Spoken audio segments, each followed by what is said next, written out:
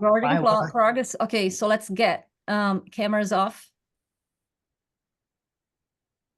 2, 3, 4, 5, 6, 7, 8, 9, 10, 11, 12, 13, 14, 15, 16, 17. Why is he counting? 18, 19, 20, 21, 22, 23, 24, 25, 26, 27, 28, 29, 30.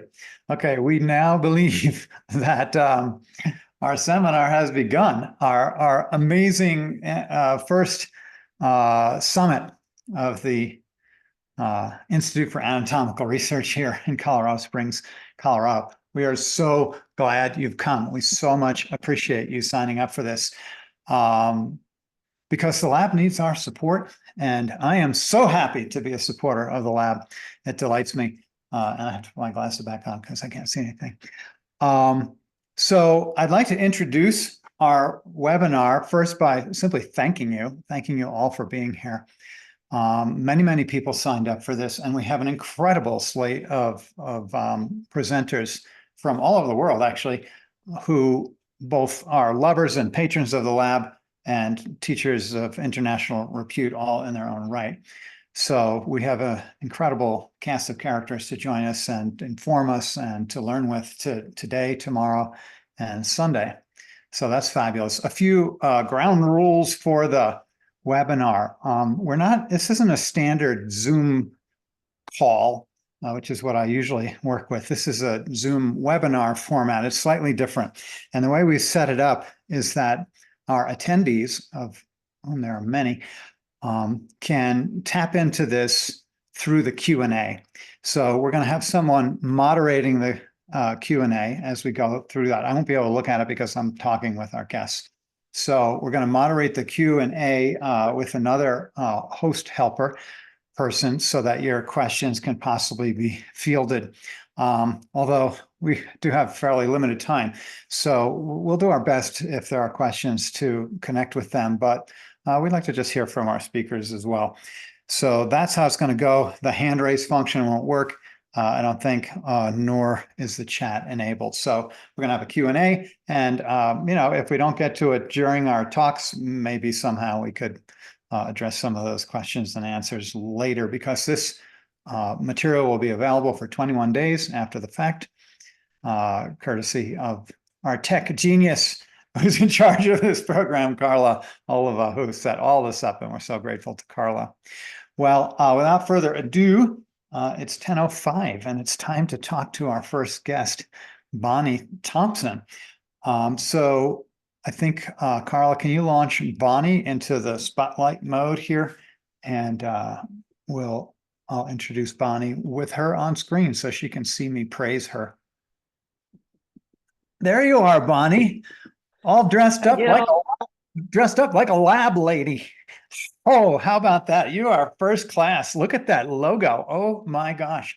And I believe you are at the lab, aren't you? I am at the lab. The lab that you founded. How about that? So a round of applause from the whole world for Bonnie, who founded this lab and saw it into its next phase of leadership under our beloved Jim Pulciani, and then we've blossomed into this incredible organization with so much going on, Bonnie. But it didn't start. Yeah. It didn't start with a whole slate of international teachers walking through our doors, bringing crowds of people from all over the world. It started with you at a table alone in a room. Yeah, many hours of discovery, that was wonderful that way, though. Now, Bonnie, you are yourself quite a famous teacher. You've been all over the place teaching neuromuscular therapy, right? Yes, that's correct. After Judy Delaney's work, your own self are cited in illustrious volumes because you're a genius in your own right, as we all know who know you, but everybody else doesn't know that. So I'm telling them right up front. Thank you. Yeah, Bonnie is an incredible therapist, and I met her back in the late 90s in Denver, where you showed up for one of my dissection classes with our beloved Candy Marquardt. And from then we became friends. And then you were like, but I want my own lab. I don't want to have to travel around the world. So tell Build us. it and he will come. And we knocked it out of the park. Knocked it out of the park. Yeah. Yes. So our field of dreams is this laboratory, and we love to play in it. So, Bonnie, what was your work, your body work that made you so keenly interested in dissection? Well, honestly, when I first got into massage, I thought I was going to have trouble being able to learn anatomy, and then I just became this insatiable curiosity about how the body worked. Mm-hmm. And so the first time I went to one of your dissections, I was overwhelmed with how different everything presented in the real live dead person, if you will, versus a book. And as a massage therapist, I started massage in 1986, and I started teaching at the Colorado Institute of Massage in 1987. And then I started teaching for Judy in 1988. And so it just kind of developed into this learning process for me. And I just became so interested in the human body that when I went to actually see a dissection and how it was all put together, it overwhelmed me. And so I had to keep going back. And then it got too expensive to go. Our story is similar. As a roper, I'm like, I don't know what I'm doing. I have to look. And then I was like, oh my gosh, that's what's in there. I have to keep learning. I have to keep studying that. I have to keep discovering, because literally everybody's different, right? Right. And that was the major impetus behind getting the lab started, is being able to see the reality of somebody's life lived through their body, rather than, hearing a health history or a diagnosis or anything like that, because it seems like Western medicine seems to focus on the symptom and not the problem. And so, my career has been spent trying to figure out the why of why do we create trigger points? Why does this break down, instead of just the fact that it exists? And that's what the lab, I think, offered to me, was being able to see how everything kind of adapted to another, how we can create compensatory patterns through our life. And it shows up at the end of the day in these forms that we get, these gifts that come to us. Bonnie, was your work transformed by that? Like what shifts, wow. What kind of shifts did you experience as a result of this pursuit? Well, I was a mash 'em and dash 'em kind of massage therapist. If it moves, kill it. Get your arm in there, push as hard as you can. And once I got into the body and started taking it apart, there was this realization that maybe if we lifted muscles off of one another, maybe if we pushed them up to the side, or if we approached it a little bit different than just smashing into another tissue, that we would have a greater effect. And then, so my one story of success that's one of my favorites is that I was in the lab here one day on a Saturday by myself, and I was dissecting the gluteus area, and all of a sudden I came across this thing that was really confusing, and I was like, oh, that's got to be the sciatic nerve. But then what is this? And I found my first split sciatic nerve, and that was like this aha moment in how I treated the sciatic from then on out. Because if there's a split, the peroneal and tibial nerves will glide separately from one another, so you can change the angle of the foot just slightly and get a better stretch on the portion. So for me, it was seeing all of that kind of stuff, and then being able to address it from a more specific, I guess, approach. But my palpation just went through the roof when I started doing massage. I mean, I have a confidence in my hands that they're going to find what needs to be found. And that's probably the biggest thing that I have, is people say, you're like a surgeon with your fingers. And is because I've been in there. I've taken it apart, literally. Are literally a surgeon with your fingers. Literally, In yeah. the lab, you're a surgeon with your fingers, and then you can go back, and that's just so awesome. Yeah. You took a different route. I just never left the lab. See, you're one of those treasures who actually took the information and brought it to their clients. I just fired all my clients and never went back to my practice. Yeah. Because I so much Well, enjoyed sharing exactly your experience with others, you know, trying to bring that forward with folks.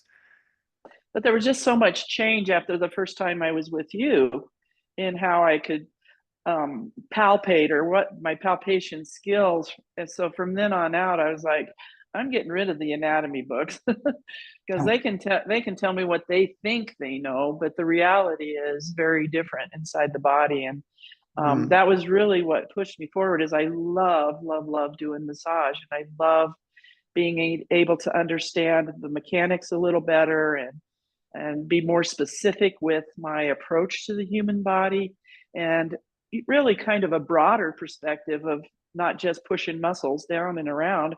It's what do we really need to do to get these connected to one another, and start to understand the fascial connections and all of that goes with being more specific, becoming more specific with your treatment. And all that stuff that wasn't in the book when you learned anatomy. Exactly. You learned Right. anatomy, and it's so parsed out. And yet there's you're mentioning fascia, for instance. I mean, it's like when you bring that, into your work, first through the hands-on exploration in the lab, and then onto the client. Now, literally, you have a whole nother body to work on. Right. And it's just understanding that, we are totally and completely connected, and we don't know why trigger points refer the way they do, but we do know that they communicate through these fascial planes, and that I need to be more broad with my view rather than trying to narrow it to fit it into a box. Did you feel a little boxy when you showed up, and that kind of broke your box? Well, that's the funniest part of the story. I had been teaching for about 8 or 9 years, so I was an expert in anatomy. I quoted those origin insertions like crazy, and then I remember talking to you in the interview, and you say, "Well, we're going to see how you still feel about O and I when you get here." And I said, "Oh, well, I'm going to show you." Oh, yeah. And then my first. Notice the hands on the hips, folks. Notice the hands on the hips. I've had a lot of those hands on the hips type come in. Yeah, and then I was humbled almost immediately because I couldn't figure out the brachial plexus and the arteries and vein that were coming through that axilla. And I was like, I didn't know a muscle crossed through there. You said, well, maybe it's not a muscle. And I'm like, so yeah, it was very humbling, but that was good for me because I think I had carried that attitude into the clinic with me, that anybody that came in, I was going to be able to figure it out because the book said it works like this, and by golly, it better. And it was a very humbling experience, but also incredibly opening to my whole career of being able to I love helping people. And when you teach, and especially when you teach from the human form, it's like you have 10 people around the table, and they're going back to teach 10 people. Then all of a sudden I've become this big splash in the middle of the pond. Yeah, such a beautiful thing. Yeah. And your other splash, in addition to that splash, is the splash of the lab. And I mean, we're talking, when did you found the lab? 2010. Yeah, 2010. 2010, January of 2010 was when we opened. We started remodel in September of 2009, and then we had our first class in 2010. Yeah. So, I mean, we're talking about a 14-year arc of development here. That's really a lot of changes, transformations. I mean, I've been privileged to be a part of it and to watch it, and then to be a part of it. I remember when you were finally geared up that you could kind of host me. I don't know when Yeah. the first time we did that. I think you were open about 5 years, maybe 2015 or something. Maybe I came, I think that sounds familiar. Yeah. class for the Yeah, first. it was a learning curve for sure, because it really hadn't been done in the way I wanted it to be. I wanted it to be a nonprofit because my dream for the lab was always that we would have this affordable education, this ability to be able everyone to afford to get in and learn from a cadaver, or I call them teachers, so I'm just going to refer to them as the teachers. And I wanted people to be able to learn at the same level that I had and understand, because it had meant so much to me. So I started the lab with the mission of wanted to create a place where we could come together and study anatomy and physiology in order to expand the paradigm of medicine to include all modalities in the treatment of the whole person. Because the paradigm of medicine is drugs and surgery. And I'm thinking, well, if we don't cut it out, or if we don't drug it out, what else can we do? And what we can do is we can be more specific with how we get the body to function together. And so that's where it kind of evolved from. And honestly, if I'm really truthful about it, I was trying to find a way to get paid to learn from a cadaver, from a teacher. And so that's where it kind of materialized. And then I realized, over COVID is when it just blew up. This wasn't something that I really ever had in the original dream part. Was I couldn't dream big enough to have something where you were here all the time and other people coming in from all over the world. My little dream included the world of massage therapy pretty much, and trying to get the word out to them. And then when it started expanding beyond that, I said, Jim, help! Help! It's too big. It's too big. Well, and it requires that. I mean, again, you kind of unleashed the Kraken when you found a nonprofit, and it's something that touches so many people potentially. Well, then, or you say like kind of when we start to dream for the world, right? And not just our own dream, right? We start to dream for the world. Then it turns out that's the other world's dream too. And everybody wants to be there, right? Everyone wants to participate, because it's like, oh, it's touching. It's not just about me. It's about others. It's about a general shift in the way we see the body. It's about a general shift in the way that body work could be done, or education could happen for body work. So, there's so many levels to it. Yeah, that's exactly it. It shifts. You can't put your hands on a human form without being changed by it, because there's so much information in that tissue. But can I talk about one blessing that I didn't even count, and that's our donor program. For people wanting to donate their bodies, and there's only been, well, I can donate to the university programs and students, and that's all great. But our program is, you come here, you stay here, we take care of everything, and then send the body back. And so people started seeing what we were doing here and realizing the blessing that it was. And I remember a few years ago when we had to wait until we had a class to pay for a cadaver, because otherwise it came out of my pocket. We had a guy come in and he wanted to donate his body. He was a friend of a massage therapist friend of mine's husband. And his story was that he had been he'd done drugs early on, from the time he was a teenager to about 23 or 24, and then he was off, and he would relapse once in a while, and then towards the end of his life he relapsed again, but he had cancer at that time. So anyway, he was gonna die, and he knew it, and so he asked if he could donate his body here. And I was like, well, it's kind of, I don't really have the money right now. But so Jim and I sat down with him, and he came into the lab, and he sat down with us, and I said, "So what? So Chris, why do you?" Oh, I shouldn't say that, but oh, he's gone. He won't know. I said, "Why do you want to come to the lab?" And he said, "Because I hear you call them teachers here, and I've always wanted to be a teacher." Yeah. And I was like, "Oh, well, great! Now I have to do it." Yeah. I want to honor that.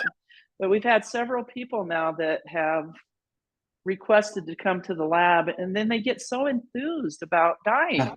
Yeah. It's like, slow down, slow down. I But know. yeah, one of Yeah. our guys was asking his wife, "What do you think they're going to see in here? What do you think that thing is on my arm? Will they find Yeah. out what that is?" And, so it gives purpose to the end. Yeah. It's beautiful that way. It It really is. is. It's just, And I do feel that, we do, with your foundation, and with all that flows from it, we really do hold our donors and their families in great esteem at our lab. And I think that's Mhm. actually one of the characteristic and essential features of our lab is that there's no one coming through the door as an object. Everyone is coming through as a reference point to a person who is loved and cherished in our Right. presence still. Right. And I think that's a huge contribution to the planet in itself. Yeah.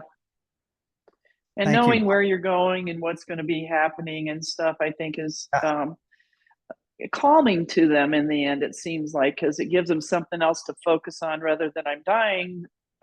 My legacy is living beyond me, and this is what I can do for that piece of it. So Yeah.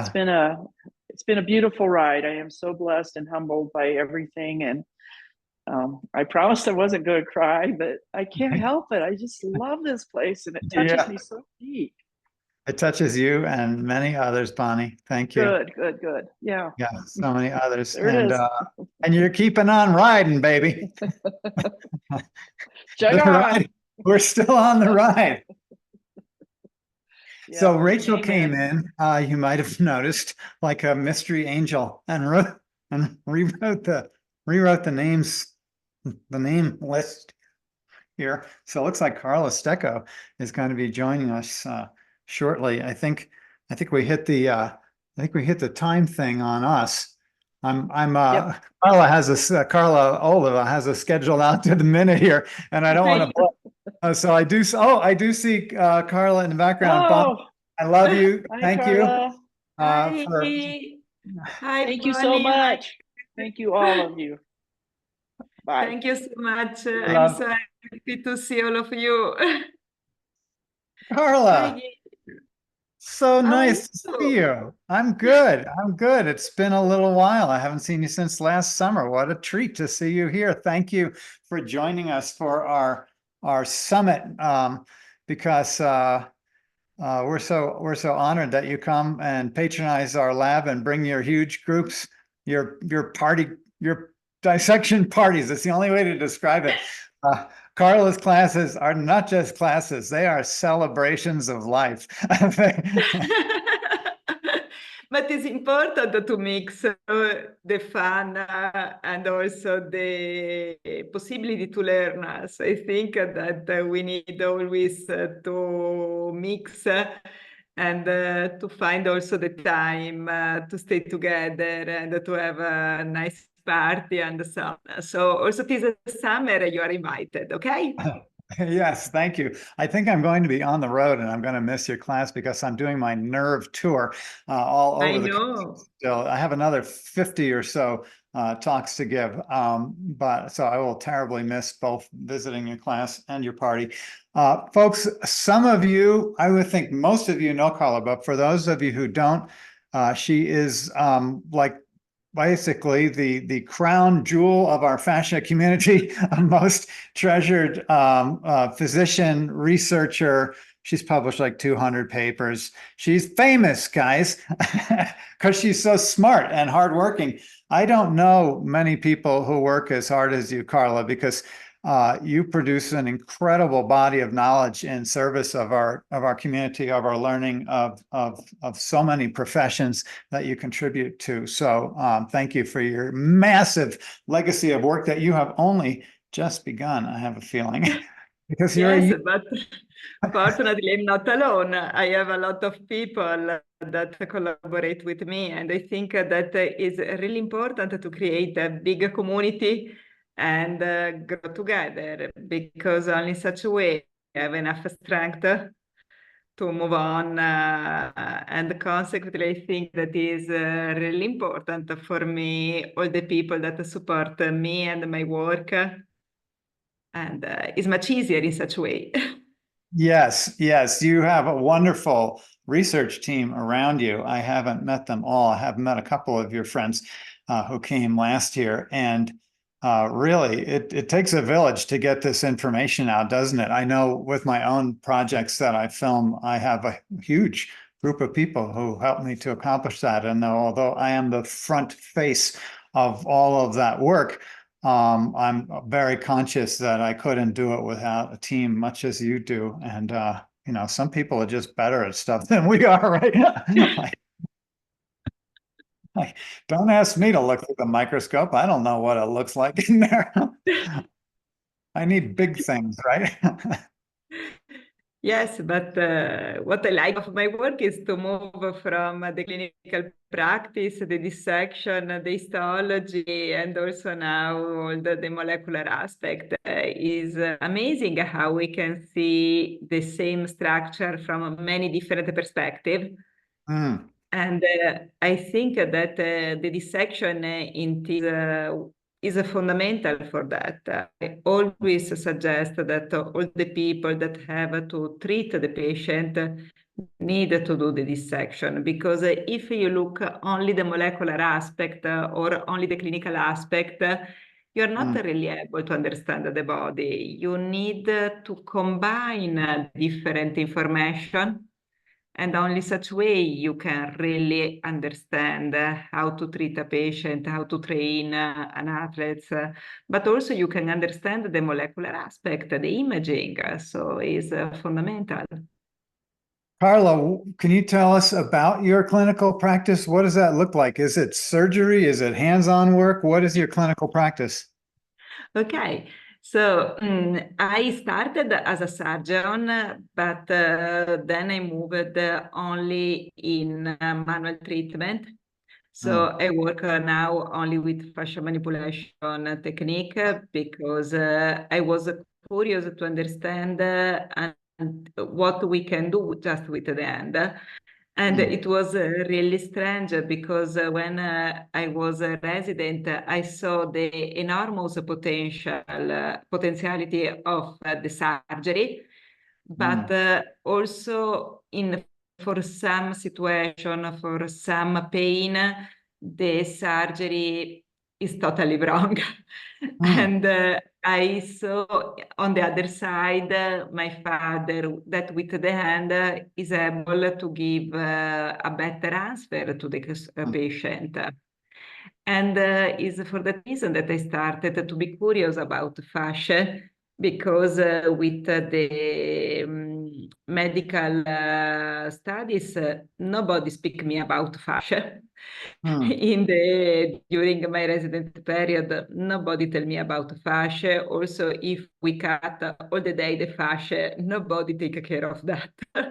So, and at the same time, my father showed me how the fascia can have a role in pain, and if we are able to manage the fascia in a proper way, maybe we can care our patient in a better way. So all my work is to integrate the two words, because really I think that there is nothing of alternative. I don't like consider the fascia as an alternative medicine. I think that we need to understand how to integrate the knowledge of fascia, the knowledge that we have about all the connective tissue, and what the medicine is doing. Only in such a way we can really improve the treatment of our patient. Well, you are a rare story to go to this arc, to go like all the way into surgery residence, to be doing surgery, and then to have the the trajectory of your career go to body work is so interesting. Yes, You do my have husband was not really happy that I stopped to do surgery to do manual treatment. It's not exactly the same from an economical point of view. yeah, exactly. I mean, but I love it. I love it because you recognize the value of it. It's a testament to the fact that you really want to serve your patients and not just your ego or your pocketbook, although it's nice to serve those things too. But you know, because many people would not make that step. And I commend you for, you know, even being willing. See, many people won't even consider, I mean, no less do it, but to be a surgeon, to even consider that this hands-on work could be even effective, you know, and so that demonstrates a flexibility of mind, you know, that isn't everybody's gift. So that's fantastic. Yes. And amazing. I have a very well-trained fascia, so I'm pretty flexible. There you go. Well, that's a whole other story, how you managed that. But is that because your dad worked on you? Now, I think really that now the surgeon started to be a little more interested in fascia, but we need really to come back to the cadaver and to show also to the surgeon how to manage better the fascia, to have less post-surgical pain, to have less bleeding during surgery, because we can really do the difference at many different levels. So we need to understand the fascia for training, for manual treatment, but also from a surgical point of view, because we can do much better surgery considering the fascia. And then the fascia could be important also for being a doctor, because the last week I spoke to the anesthesiologist to explain how fascia are source of pain. So it's not just to block the nerve that cross the fascia, but the fascia itself can generate pain. So when they put the anesthetic drug between two fascial layers, they reduce the pain generated by the fascia. And that is a totally new perspective for them. But I think that they have appreciated a lot this because is very, they can apply directly in their clinical practice and they can explain some strange effect that usually they are not able to explain. So can you elaborate on such a strange effect? What strange effect? Can you tell us? Yes, of course. So one of the typical technique that the anesthesiologist do is to put the anesthetic drug between two fascial layers, because they know that the nerve crossing that area, so they think to block the nerve. But the area of anesthesia is much wider respect to the nerve that they expect to block, because it's not only the nerve that they are blocking, but all the fascia that is in that layer. But what we need to understand is, and is really a new perspective, is that if we have a previous surgery or adhesion between two fascial layers, the area is not the same as in a healthy body, because maybe the abdominal wall, we can put the anesthetic drug in all the abdominal wall, or just in a small area, because that area has many septa that create like a compartment. And that is related to the life of the patient. Previous surgery, trauma, training can change totally the fascial compartment. And if we are not awake about that, the anesthesiologists are not able to understand why sometimes the block is very effective, sometimes much less. That's cool. Very interesting. I hadn't thought about that kind of crossover of information that could arise from that, but that's what you get when you get a surgeon who's a fashion expert. So that's No, but really, what I love of fascia, that is really an interdisciplinary process because we understood the fascial continuity thanks to the physio, the people of movement, because they were the first to understand the amazing continuity through the body. But now we can translate that knowledge also to the medical doctor to explain some strange effect. Also, the surgeon need to understand that if they go along a fascia, if they avoid to cut muscle fiber and if they are able to recreate the fascial layer in the proper way, the result is much better. So why? And it's important that we push them in that direction because we can have a much better result. Yeah, incredible. So can you speak to the question of fascia, the role of fascia in pain in maybe a more general level? Like many people are surprised, I find, to even learn that fascia has nerves, for instance. Yes, I have prepared a short presentation I can share with you, but I can jump also because I don't want to be boring. So, you are not possible to be boring, Carla. There's nothing boring about you.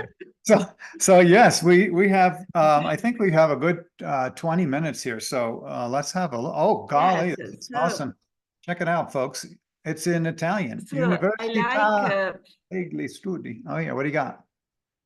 Whoa. Yeah, I like to share, for example, this picture because for me was one of the best picture from my lab because for the first time we were able to see the incredible network of nerve fiber inside the fascia. This is the thoracolumbar fascia in a mouse.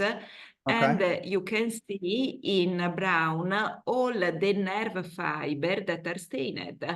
So you can see that are a lot, exactly. And also you can see how they create like a web. So it's not just a fiber that is in one point, but it's a network. And it means that when the fascia is stretched in all the direction, the nerve is stretched, and that can trigger a signal that can permit to feel the direction of the stretching, the level, the intensity of the stretching. So I really like this picture because it was the first picture that really demonstrate the possibility of a fascia to perceive the movement and consequently to have a role in proprioception. But if it's overstretched, maybe it can create also pain. But I have also this picture that come from the gluteal fascia, so very close to the thoracolumbar fascia. And again, we can see some nerve fiber, but the density is much less. What means that not all the fascia have the same sensitivity. We have some fascia that have more density of the innervation and other with less innervation. Maybe because the thoracolumbar fascia play a key role in proprioception to perceive the tension from the upper part, the lower part, the abdominal region. So it's a very key point in our body. At the contrary, the gluteal fascia have to perceive only the tension of the gluteal area, so is less important.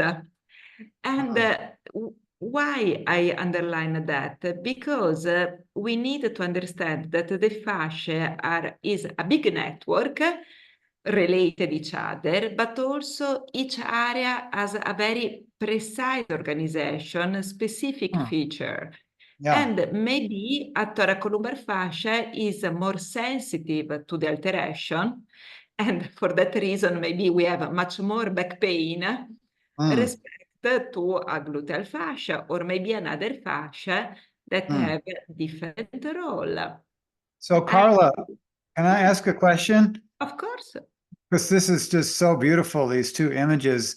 And I'm wondering, you've stained them. Is this stain particular to a particular type of nerve, or is it to all types of nerves? This stain all the nerve. So we can't distinguish the type of nerve, but we did another stain to distinguish the autonomic nerve, particularly the sympathetic nerve, and the sensitive fiber, and the fiber that are PGP 9.5 positive. It means that are able to perceive the pain. And we are able to say that the fascia have around 20% of autonomic fiber, the deep fascia. If we move in the superficial fascia, are around 35%. So the superficial fascia is also more fiber with autonomic component. Interesting. And yes, because I also, in my experience, I think that the superficial fascia has a strongly connection with the autonomic nervous system. If we are stressed, we have probably more alteration in the superficial fascia respect to the deep fascia. The deep fascia is more related with the muscle tone, with the proprioception, with the muscular pain. At the contrary, the superficial fascia is for me more related with the thermoregulation, with the lymphatic drainage, with the esteroception, with the skin trophism. So the two fascia have also a different type of innervation. And the autonomic part is surely much more in the superficial fascia. I'm thinking also of the role of metabolism and tracking of the the hormone. Exactly. Distribution throughout that Indeed, tissue, we'll see how the fascia can surely feel the hormones. And that is one of the elements that we need to think more, and we need to study more, because I can show you, because I love to jump in the presentation.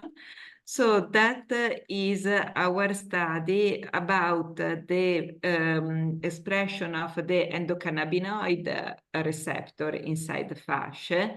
And this other study was about the estrogen receptor.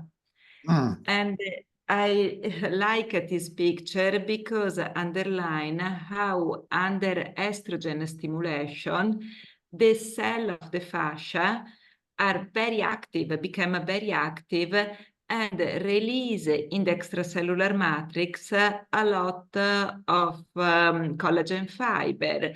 All the violet spot is collagen fiber. So this is are the control cell.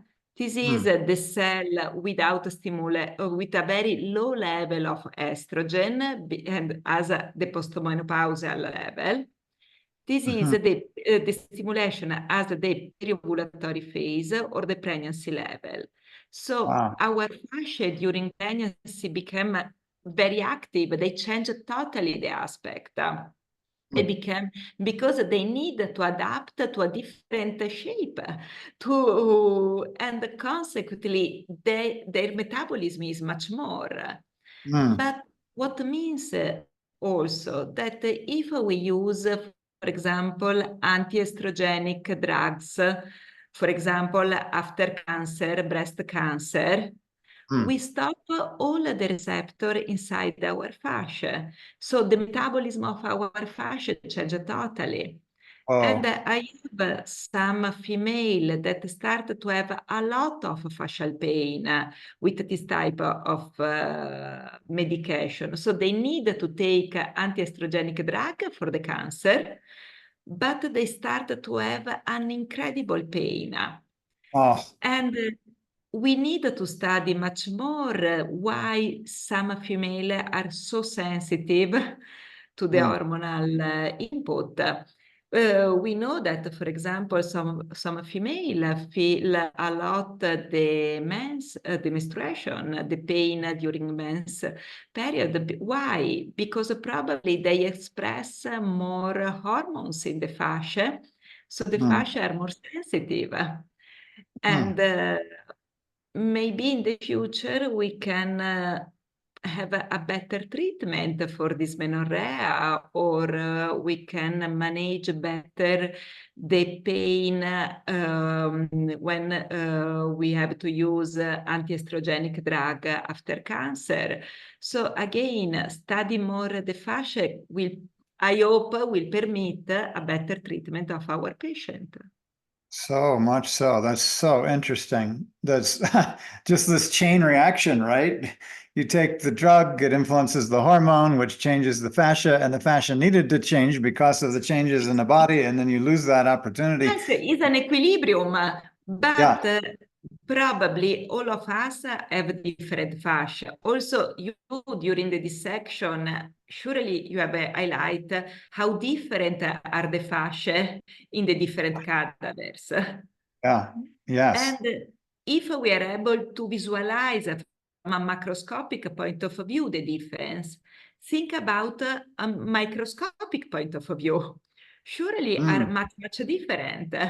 And consequently, my fascia is pretty rigid, I'm sure, because I was well trained, well treated, but still I'm not able to perform some movement. mm, Maybe your fascia is much looser and you can move much better. mm. So each of us have a different fascia. We need to understand better the difference to target maybe better a better treatment. Mm. It makes me also think, as you describe these kind of cascading effects, uh, in the other direction, if the fascia is too loose, maybe, right, in hypermobility Yes, spectrum disorders, absolutely. how that is also going to be potentially then, like, again, a trigger of pain through these nerves you're showing us here. So interesting. Absolutely, but we have demonstrated, for example, here that the endocannabinoid, the fascia has an endocannabinoid receptor, and when we stimulate the fascia with the endocannabinoid, the fascia start to release hyaluronan, so the fascia become looser. And probably that could be an explanation why the cannabis and other drug can improve myofascial pain, because surely a looser fascia usually can create less pain. But we have also the endocannabinoid system is another system that need a very well balance because is anti-inflammatory, anti-fibrotic, a pain modulator, but still we don't know exactly the effect into the fascial system. We know that it has an effect, but we need to study more. We have also recently found the receptor for the angiotensin. The angiotensin is a receptor that modulates the blood pressure. And we found this receptor in our fascia. We found also an incredible network of a vessel inside the fascia. And this vessel can be open or closed according with the angiotensin receptor. So if we close all the vessel in our fascia, we have the ischemia of the fascia, so we have a myofascial pain, but we have also much less vessel, and so can create hypertension. So could the fascia have a role also in the hypertension? Maybe a good fascial tissue can modulate our blood pressure. I think so. But Yeah. again, is a totally new field of research. But we know that the patient that have a good fascia, well-trained fascia, usually have a better blood pressure. Interesting. Wow. So, My- there are so many things that we can discuss about fascia that is really difficult to say everything. But I like also to show you this picture about the effect of aging in the fascia, because we need to understand that our fascia are totally different when we born and when we die. So because that is a muscle of a young man of 32 years old. This is the amount of connective tissue in a elderly of 94 years old. And the pink is the muscle fiber. The red is the collagen tissue. So we can see as our muscle fiber become smaller and smaller, and the collagen tissue become bigger and bigger.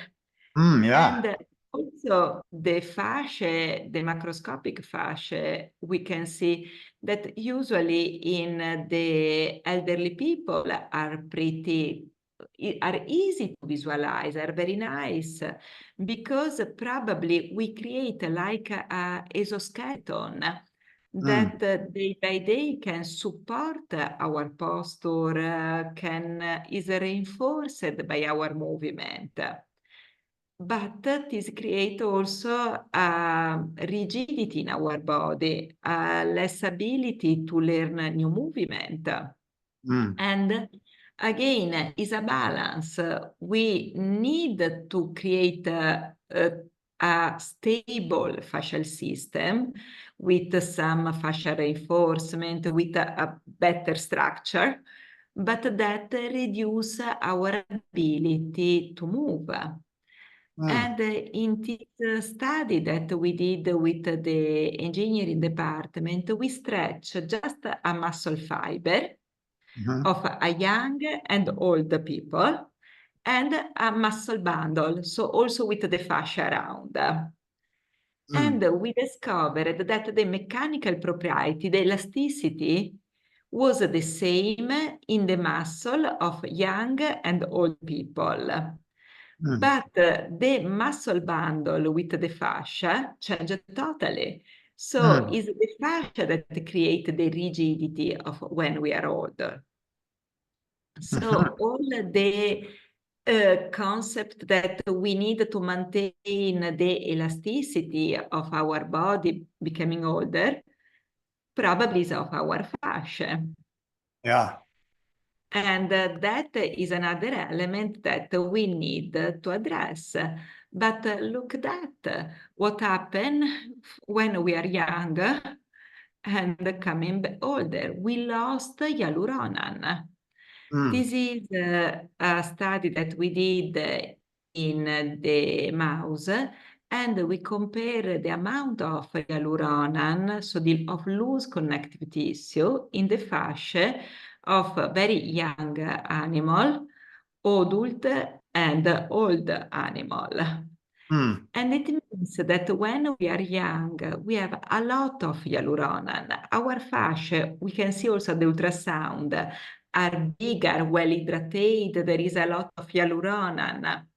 Then day by day, the fascia became more organized. We started to have a line of force, collagen bundle. We create a more precise fascia, better organized, and then more rigid because it became a layer. Yeah. So Wow. unfortunately, I'm in that area. I'm not here, so I have no. So, so the hyaluronic presence, the higher presence, that's like an indication then maybe of fluidity. Exactly, Yeah. exactly. Yeah. Because the hyaluronan is the element that, from a molecular point of view, link the water, permit the fluidity, permit the gliding. More hyaluronan we have, probably more we can move in a fluid way. Nice. Also, if we are still, the hyaluronan is a very strange molecule because we can have many different dimension and organization of the hyaluronan. So it's a very strange molecule. I think that is one of the molecule that is exactly the same from the bacteria until us.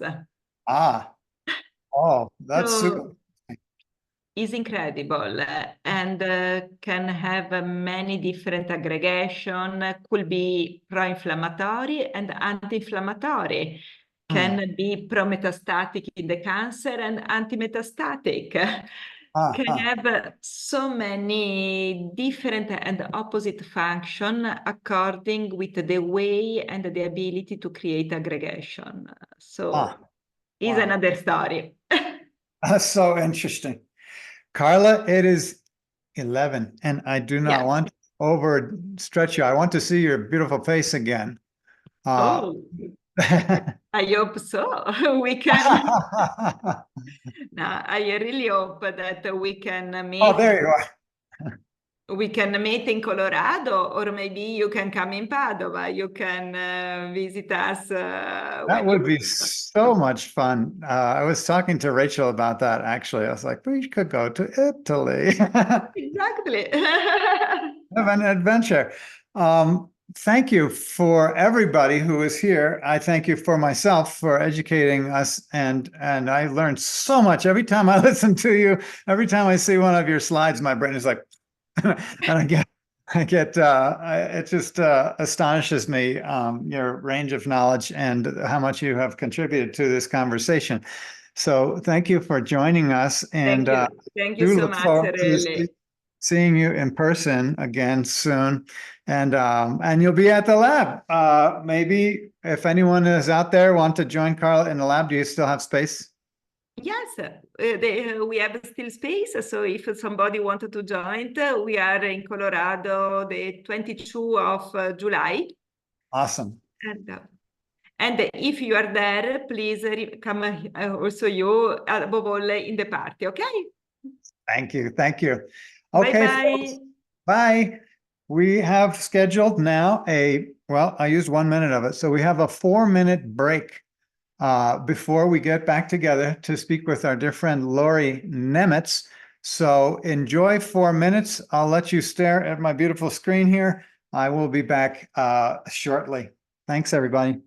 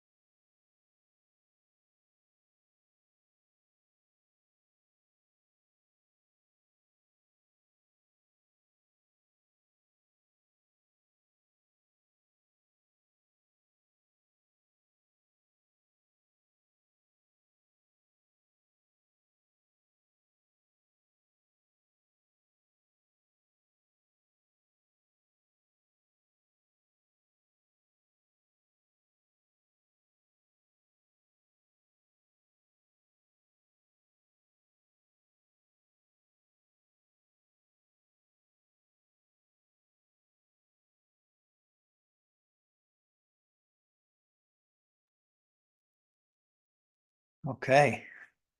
Thank you, Ian. You're welcome. My amazing son just brought me a beverage in this incredible cup, which was a gift from TJ O'Neill in Memphis, Tennessee, and I've been drinking from it ever since. Is that an awesome cup, Lauri, or what? I love it. I mean, is that a gill cup? That's a gill cup. It's a gill cup for sure. It could be a Mativ cup too. It's very chiropractic in a way, but also welcome, my dear. So good to see you. Good to see you too. Yeah, let's see. It's 11:05. This is our moment. Woohoo. So Lauri Nemetz is an amazing person. She's a professor at like multiple universities back east, and teaching anatomy and movement and all sorts of other fancy academic stuff that we can get into together. She's also an author on top of it all, and a part. You know, you were in the Fascia Plastination Project.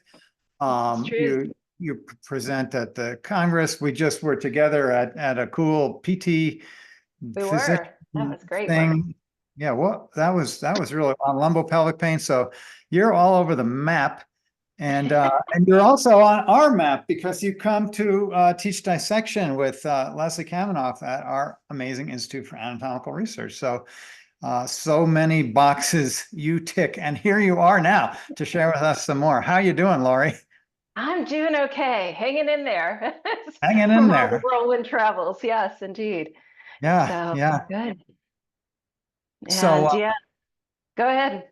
No, I was Yeah. just going to say, can you frame us in a little bit on your very interesting take as a movement person, as a thinker, as a fascia researcher, so many cool stuff. Lay it out for us. Yeah, and I do even have some pretty pictures to share too, if we want to get into that as well. Oh, yeah. But yeah, I guess the thing that drives me the most is curiosity. So part of the reason I've gotten into so many different areas, whether kind of science research or movement or what have you, is because I am definitely curious, and I like to be around smart people and be around interesting people and on many different levels. So that kind of is what drives me, is conversation and having this dialogue always. And yeah, so in all different areas too, as you mentioned. Awesome. Well, do you want to extend that conversation into your slideshow, or shall we just chat in general? Sure, we'll share some slides and then we'll see where we go from there. Sounds good. So let me see, I'll find my appropriate desktop, see if I can find it. I think you can see it here. Great. All right, perfect.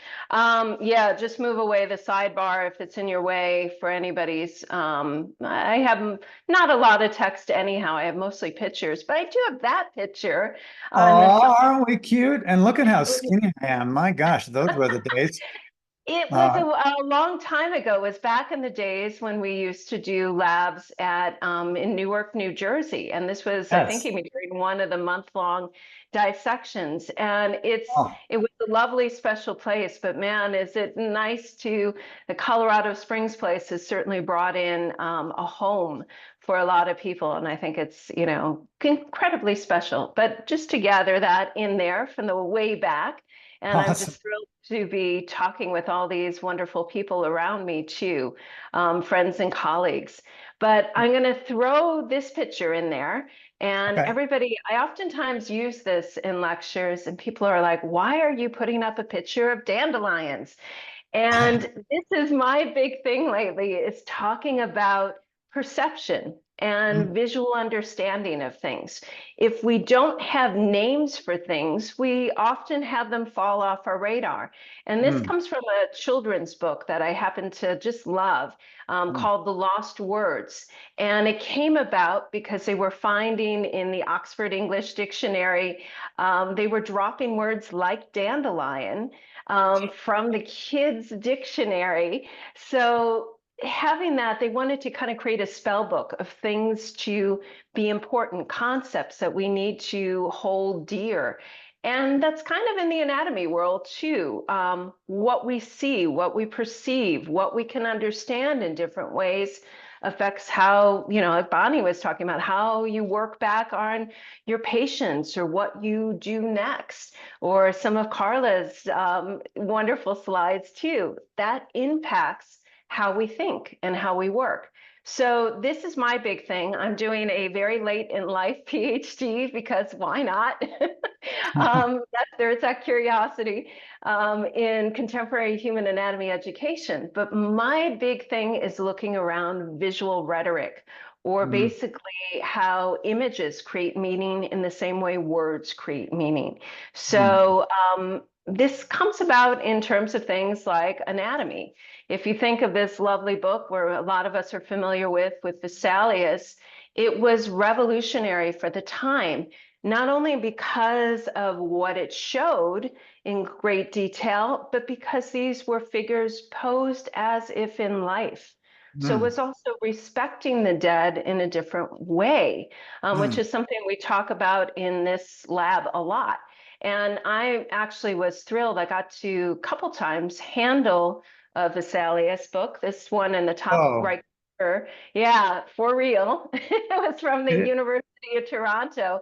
And by the way, you actually handle it bare hand, very well washed, because your sensitivity to turning those pages is better when you actually have it without gloves on. So that's the reason people ask. So interesting. That's such a great picture, and so exciting that you were there diving into that volume. Yeah, and I, because I also came from an art background, I appreciated it from the printmaker's eye, from the artistic view, but also obviously the anatomy was so rich. And one thing I've learned over the last few years is if you stack those images side by side, you're not allowed to rip out the pages, but if you were able to do it, I'll say that really clearly, it forms, as you can see in the bottom, part of the Italian landscape. So even these anatomists were thinking of where we put things in place. So this is something, I just get blown away by. Obviously, people like Michelangelo or Leonardo da Vinci were artists as well as interested in movement, as well as interested in dissection. Said that Michelangelo probably first dissected when he was around 17 or 18 years old. And what's amazing is you can see, in these pictures, you can see the gastrocnemius and soleus engaged in, the calf muscles, because he's about to take a step. You can see the traces of somebody who was really paying attention to the movement on a global level and for more than just naming parts. So I think that's fascinating. And again, going back to what we see matters, those of us in the Fashionette Plastination Project, very influenced by the Boucherie and Jacob pictures, which is what's on the left. Got to see some of those volumes too. And they influenced some of the early pieces we did before the full body Plastinate, which you're well familiar with. And it's a ground shift. It's taking away what, and Bonnie talked to this as well, what we used to look at as the muscle figure or the bony figure. Now we are looking at in different ways. And as you know from the Nerve Project, it's not one thing or the other. It's just being able to be facile with shifting how we see things can give us new insights. So I love these images. Likewise, this one, National Library of Medicine, this is the top to bottom view of the body in those slices. And once again, we start to see relationship. And we do this obviously in lab as well. So it's not just pieces. We get to get another big aha or insight. Your Nerve Project, those early images too, that I got to see some of those in that recent lecture, and I'm hoping to see your full lecture soon. Oh yeah, I'm coming your way. Yeah, I know. I'm like, yay. they give us new ideas, and visuals matter, really, really matter. So from there and to that point, how we represent in many different ways, body types, color of skin, all the different varieties that we see in lab are starting to show up, in visual images as well, in atlases and everything else, instead That's of our exciting. standard bits and pieces. Yeah, exciting, right? Because Yeah. it's different. This is more of who we are as people, to be able to see that. So I think that's important too. Likewise, a lot of us in this whole world know of Buckminster Fuller in terms of tensegrity, or that concept of tension and integrity coming together, which has impacted ideas of biotensegrity. But there's this female artist, Gago, who also worked and really named her stuff with biology, and was also looking at very tensegral structures. Laban, who did Laban movement analysis, also was playing with some of these shapes and ideas. So it's good to, refresh our eyes sometimes and look to patterns that were going on in terms of time period around the same time. And this kind of led to, and you were an advisor on our project. I got to be one of the lead dissectors with an amazing team internationally. I wish I could shout out everybody's name, but look it up, because there's some amazing people that were part of this project. But part of our goal was to have a body that highlighted the fascia instead of the traditional muscle, bones, everything else, to give new ideas, new insights into seeing, and to think about this more. And when you go to Berlin, where she is now permanently has her home. Who is she? Who is she? Make sure everyone knows. Freya. This is Freya. Yep. Thank you for saying that. We speak of her fondly, as that we do with all of our teachers or donors in various forms. She is now displayed permanently in Berlin, along with some different educational things you can play along with and understand about fascia. And people, you can see their eyes light up like, wow, I haven't seen or thought about a body in this way. What does this mean? And so we start to derive more meaning out of things, or what it could mean for our health, or some of the things that Carla shared with us. Hormone levels changing, aging changing. What does that do and impact in terms of pain, in terms of slide and glide and mobility? So we start to expand our view, which isn't only for the anatomists sitting in their IV towers, but also for everyone with a body. So it's really important. And this gets into some of my love for what shapes us.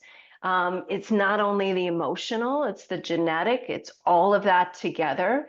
Way back, and I still keep my license in there somewhere, I came out of the world of being a dance movement therapist, alternate form of psychotherapy. So worked with people post 9/11 with trauma, and this early on started to pique my curiosity about, what does this mean for anatomy? Why do bodies get shaped in different ways for life? And how do some bodies shake off a traumatic event and go onwards where other people hold on to that? So these sorts of things became interesting to me. Or you mean how people express themselves? We have personalities, as we know. We have certain ways of moving that we love, but it's something to be able to use a full range of movement dynamics to be able to express yourself in terms of your own anatomy. And can we access that when we need it? That's a really interesting question too. So shape has always been a love of mine. I worked on the ghost kidney on the side over there, which was stripping down a kidney to that extracellular matrix that Carla talked about, the scaffolding essentially of fascia. It reminds me of leaves on the side. Our friend Jarrett there, who's been in several labs too over the years, had taken this picture. Yeah, you'll see, recognize him there. Oh, that's awesome. Yeah, I've used friends and family in all different ways in my book. But he had this lovely picture of a leaf, which again, cellulose is so essentially kind of an extracellular matrix, scaffolding, that there have been studies done on spinach scaffolding and putting in vascularization as an early patch for movement work in surgery. It's an interesting whole field and area. And of course, looking at form, how arches form. Reminds me of, this is on the right-hand side, looks like fascia. It's extracellular matrix essentially of cactus. We get shaped in all different ways. And, you know, arches, similar here to looking at, you know, the vocal cords that we see in lab and structure and shape. You know, this speaks to your work too, fractals in nature, going towards the nervous system, going towards the circulatory system, where we see these patterns, spirals in nature, looking at the pelvic bowl on the right-hand side. And here we're looking at, again, breast replacement, the flap underneath the pec major, and seeing shape, seeing form, thinking about these things can also start to affect how we might treat this person in life with this, and to think about where we want structure and form, where we want slide, where we want all of those things to be functioning differently. This comes again, shared labs with Leslie Kamminoff, who's coming up next. We do a lot with breathing, because of course he had the breathing project, and we have a lot of interest, both of us from the yoga world, in breath work and diaphragm work. So this is kind of in isolation, these lungs, the beautiful, gorgeous lungs there from one of our donors. And this, I'll just show a few moments of at different stages to show again how, our layers impact, how we think about some of these different relationships internally in the body. So there goes, pec major coming off, you're seeing pec minor underneath. We can skip ahead a little bit, but I'll show you some of the breath work at different stages. There you can see kind of the fibers. And at every stage, we're seeing again a little bit more of the work. I'm purposely taking away some of the intercostal muscles to see what happens when you lose that that containment. We know what's going to happen here, but it's interesting just to see the lungs blow through then the sides of the ribs when we inflate. Oh my goodness. Yeah. So just again, and looking at things different ways, getting different insights into what we think about this. Here, we'd already reflected. There's that pericardial sac around the heart, fairly normal there, but we'll inflate again the lungs and see that relationship. So our books are kind of a false separation. Any dissection, as we know, separates. However, we learn something if we challenge ourselves. In dissection of thinking about it in different ways or looking at those relationships at every level. So we can get the idea here of how much the lungs impact that pericardial sac, how it's hugging right around it. So again, visuals matter. Visuals change what we can perceive at different levels too. So I'm going to go on from there. But yeah, I think you'd more than agree with. Yeah, absolutely. Yeah, I'm on your boat here. Yeah. Woohoo. We have a lot of good people on this boat, and IT band there showing again what comes into being as we come into working, stability in the leg. Just showing here, kind of changing our eye again. This is folk dance from the Balkans, and look at how brilliantly that folk dance works on that side of the body, whatever you want to call it, the connection, but IT band, glute med, all of those connections to the side. There's two things going on. People are dancing, arms spread out, side to side connected. That is one thing that is really powerful. but also moving and practicing balance on one leg, which, hey, we need when we're bipedal. And it's done through dance, which, you know, we've traditionally used art as a way to express ourselves as humans, but also practice the things that are kind of necessary to figure out in life. What a brilliant way to do it. So I always love looking at these sorts of things. And along those lines, I just have a few more, and then we chit chat a bit more before we go onwards. This matters for how we design space. This was somebody who did her master's thesis at Harvard on architecture, and she designed with all sorts of different ways to interact with the environment, similar to how Columbia Medical School developed their one building a couple decades ago to maximize space, but also maximize the ability to move in a tight space in different ways. Powerful. Plus there's windows. Gosh, I love when there's windows in places. It makes my day. And yeah, I mean, so this matters. And I kind of, I mean, from my books say, you know, life shapes us, and it's having this moment, you know, environment is both the medium and what kind of puts it in place. And we'll go back to us. People can screen grab this, or you have the information later. We have Leslie, who's coming up right next. We have a special kind of Ask Us Anything next Thursday night about our upcoming lab in October and early November. So that information will be free and available to anybody on this call, as well as there's a discount for my book, but you can also get it on Amazon or your independent bookstore, all those good things. And yeah, let's chat a little bit more. I'll take that off of my sheet and square. Yep, there we go. Well, that was fun. Thank you. A little quick tour around. Sharing your expanding and expansive mind through those slides. Just get a little nibble of where your head goes.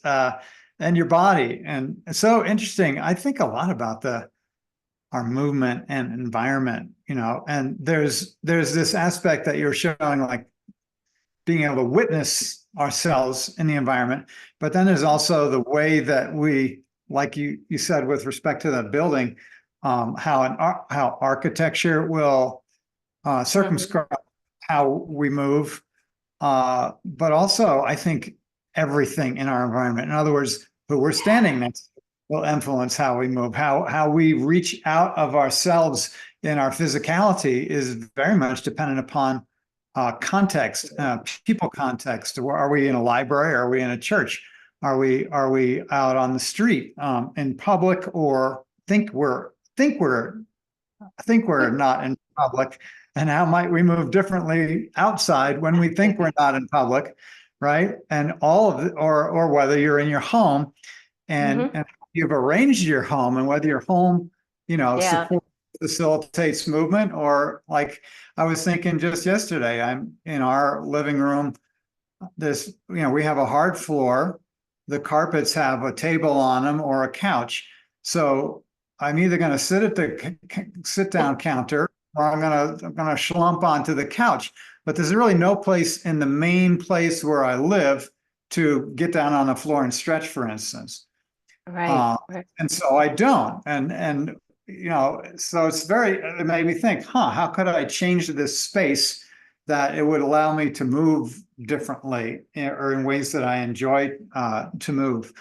You know, I can go out in the garage here, and we have padding on the floor, like those rubber mats for athletic rooms or something. And I'm like, oh, I could get down on the floor here too, but I've so filled the room that's not possible either. So it's just interesting. It's like, oh, my life is not organized for me to stretch, you know. The space is not. And if I rearrange the space, then I would move differently in it. So I don't know. It's very stimulating to think about, and something we can ask ourselves, right? Yeah. And that's something I've just been really excited about.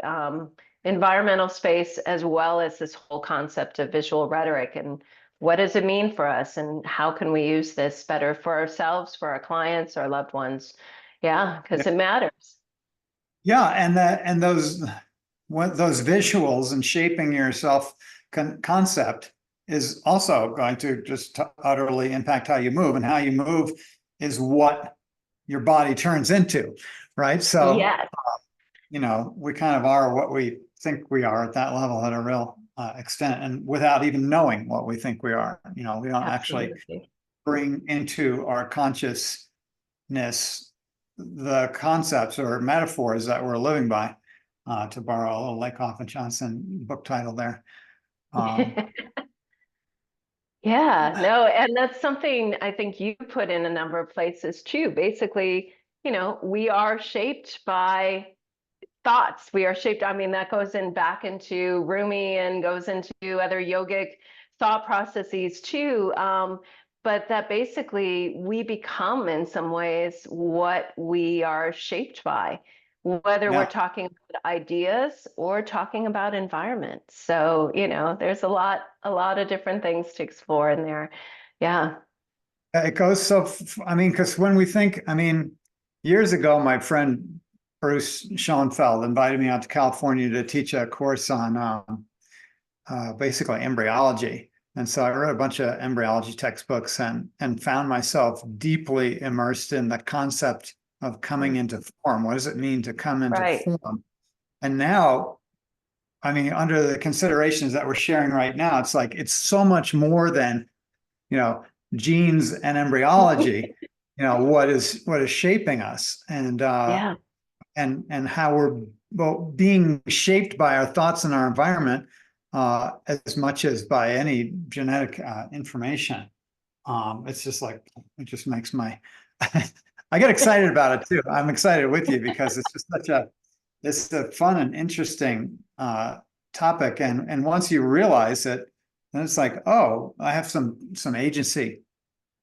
Right. And that's such a positive thing to realize, where we might impact things. Again, environmental space, accessibility of environmental space. And I mean that in different ways, both what is designed, but also, like, for me, it's finding the local park that I can walk in daily. And then when they start to charge in the summer, figuring out if I can make the hours to get in before it opens up officially, to be able to access sometimes. And I also pay for different, accessibility, but then I worry about also who can't. And where are you in shape and places where you don't have that ability to, interact with, natural environment, let alone well-designed space. And having worked a number of years in, different mental health care facilities, that's something I really thought about. A lot of these places are not designed for well-being. And what a difference that makes when we design things for people to be well and to function at their best anatomically, emotionally, spiritually, however you want to think about it, on many different levels. Yeah. Yeah. And if whether you're, whatever, able-bodied or otherwise, the same questions hold. I'm hearing you say.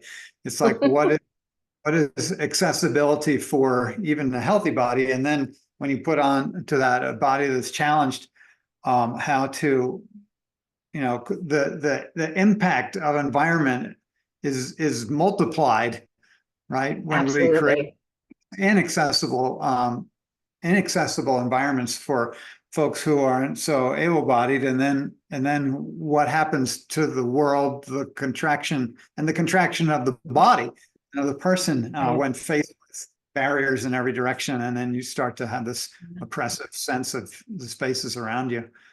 Wow. So that was just a little to play with today. Yeah, just a little. Again. Folks in our general audience, this is what we do at our lab. We have conversations like this, not only over the dissection table, but at lunch, and at dinner. And it's just such a rich world that we play in, Lauri. And it's so fun to play in it with you. Yes, indeed. And it's been such a joy to have so many years that, we've known each other in different ways and coming along and, all the presenters that are coming up, and you mean Leslie, that's coming up next. And it's just fun to get to play in these conversations and have everybody who's joining us today play along with us, because that's what it's about. Yeah. Wait, did you first come to, did I first meet you in 2014 or was it before then? I think Was it was that you? before that. It was before then, definitely before then. Before Yeah. then. That was the Newark 3-week class. So I just love to tell this story to anyone who'll hear it. So Lauri is at her table. We had eight tables. It was a huge class in Newark. We had a whole studio set up, cameras, lights, action, multiple switching on a switching board. I was totally lost in microphones and wires for 3 weeks, in addition to the bodies. And I'm doing this dissection on the back of the neck. It's a demonstration, and I'm going step by step through it. I must have gone on for at least an hour and a half doing this demonstration. And the goal was that the folks in the room would follow along and do it. And so I went from table to table, and no one had even been listening to me. No, I was doing it. And then I got to Lauri's table, and this is perfectly dissected posterior neck. And I was like, how did that happen? She's like, I watched. I was like, damn, it's working. It's working. So that's one of those seminal memories that I have of you. Just looking at it, I was like, damn, this one's good. This is great. So, and that was when I was a baby dissector too. A baby dissector, meaning a newbie, not a dissector of babies. No, we should make that very, very clear. Yeah, that's a whole other course. So, Lauri, I'm going to thank you now and pass you on.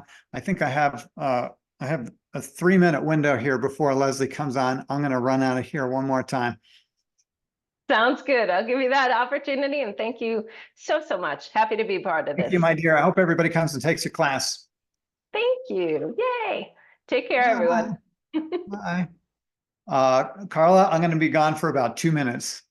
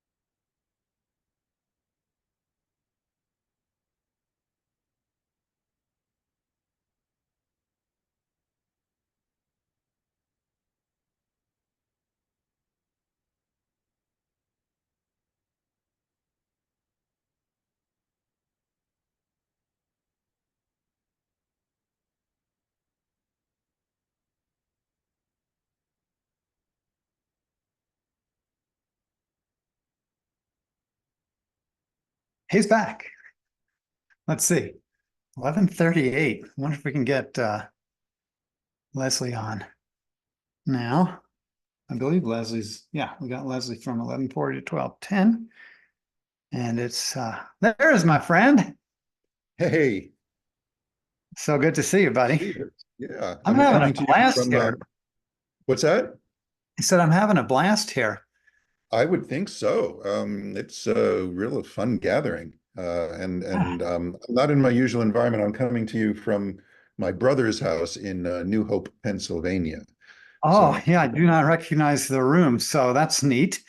And thank you for joining us on the fly then. Well, and thank your brother for having a decent internet connection. I'll pass that along. Yeah, it's we're just having a bit of a family gathering, and I told them that I would be unavailable for a section of it, and here we are. Well, thank you for taking time out from your family adventure to join this community, which is large. There's a whole bunch of people signed up. I know many people will be watching the recordings of this, and then there are folks here live as well. So I appreciate you and our whole community here joined together to support the lab and to learn and have an adventure. Usually we're doing these Zoom calls side by side here in Colorado. So yeah, I'm usually sitting right next to you on that bench. Yeah, on the bench. So we have as a first, let me just say to the community here that many of you know Leslie, and for those of you who don't, I'm glad you're having a chance to meet him now. Leslie is a massive presence in the world of understanding yoga, breath, body work, so many things. He held a position of like #1 on Amazon for books in anatomy and yoga and a whole bunch of yoga different category. things. Yeah, we were #1 with the first edition for a while, starting in like 2007, 2008. Yeah, I remember I would just go on Amazon just to cheer you. As I was like, look at that! It's Amy Matthews and Leslie Kamminoff, #1. So yeah, I had to stop checking those rankings at a certain point because I would actually get pissed off if a book got in front of me. So it's just not a good thing to obsess about, really. It's not, but it wasn't my book, so it was fine. I could cheer you without any attachment. So that book would be Yoga Anatomy, published by Human Kinetics, and it's a long-standing classic in our fields. So thanks for the hard work you did to put that together with Amy and that wonderful illustrator. Yeah, shout out to Amy Matthews. Amy Matthews is the co-author of Yoga Anatomy, who we've spent time in your lab together many times. Yes. Yes. I actually just thought I got to get Amy on my what do you call it? My Live with Gil soon. So let's talk about diaphragm stuff, because that's what you were thinking we might chat about, and it is a favorite topic of both of us. So good combination. And I have it down here. What is it? What's in a name? And talking about nomenclature around diaphragmatic attachments and stuff. What pisses you off about the regular, story? And okay, so the story kind of goes like this, and I wouldn't necessarily put it in the category of pissed off, but so much as just mystified as to how it got that way in the first place, sort of things. And I mean, you're a scholar of many things, not just anatomy, including language and etymology, because you're conversant with some of the Greek and Latin origins, and so like when you're saying, oh, this doohickey here, what is it? Oh, it's named this, and now why is it named that? Sometimes it's the guy that put his name on it, or it's a Latin description of what it looks like. And sometimes it's a description of what it does, and so it's not so much that the diaphragm was named the diaphragm, because then at a certain point, when you get into like kinesiological considerations, you get into this rather fraught area called origins and insertions. It's not, it is by no means a cut and dried conversation. Right. But there are conventions, structurally speaking, forgetting about what the muscle does or what movement it creates in the body. When you just look at how it sits in the body, there's usually one end of the muscle that's a little closer to the core of the body, and you call that proximal. And then there's another attachment of the muscle, which is more distant from the core of the body, and we call that distal. And so the convention, of course, is that you name the proximal attachment the origin and the distal attachment the insertion. And the thing that mystifies me about the diaphragm and the way its origin and insertion have been traditionally labeled is that that's reversed. It's backwards, Hmm. right? And I've been asked, Relative to the actual functional expression of the tissue. well, forget about what the diaphragm does for a minute. I mean, when you just look at how it sits in the body, and am I a co-host? Can I share my screen here? Yeah, look down below, Leslie. There's a little green Okay, light. there we go. Yes, excellent. Okay, so if I just let me see, if I go to my keynote here, thank you, and just go to any image of the diaphragm. Okay, so we'll just like here. All right, and this is a kind of a schematic, more artistic rendering that I like it. I think it's pretty. Yeah, Lydia did this one. Lydia, nicely Shout done, out to Lydia. Yeah. Shout out to Lydia. So up here in the center, where it's tendinous, we call it the central tendon. Makes sense? Yeah. And it is, and when we get this, let's say if we get this famous view of it, which is here, right? Yeah. Yeah. Looking at it from above, Mhm. we can see that the pericardium that surrounds the heart is anchored to it, and you've got the three openings, the hiatus for the circulation and the esophagus, right?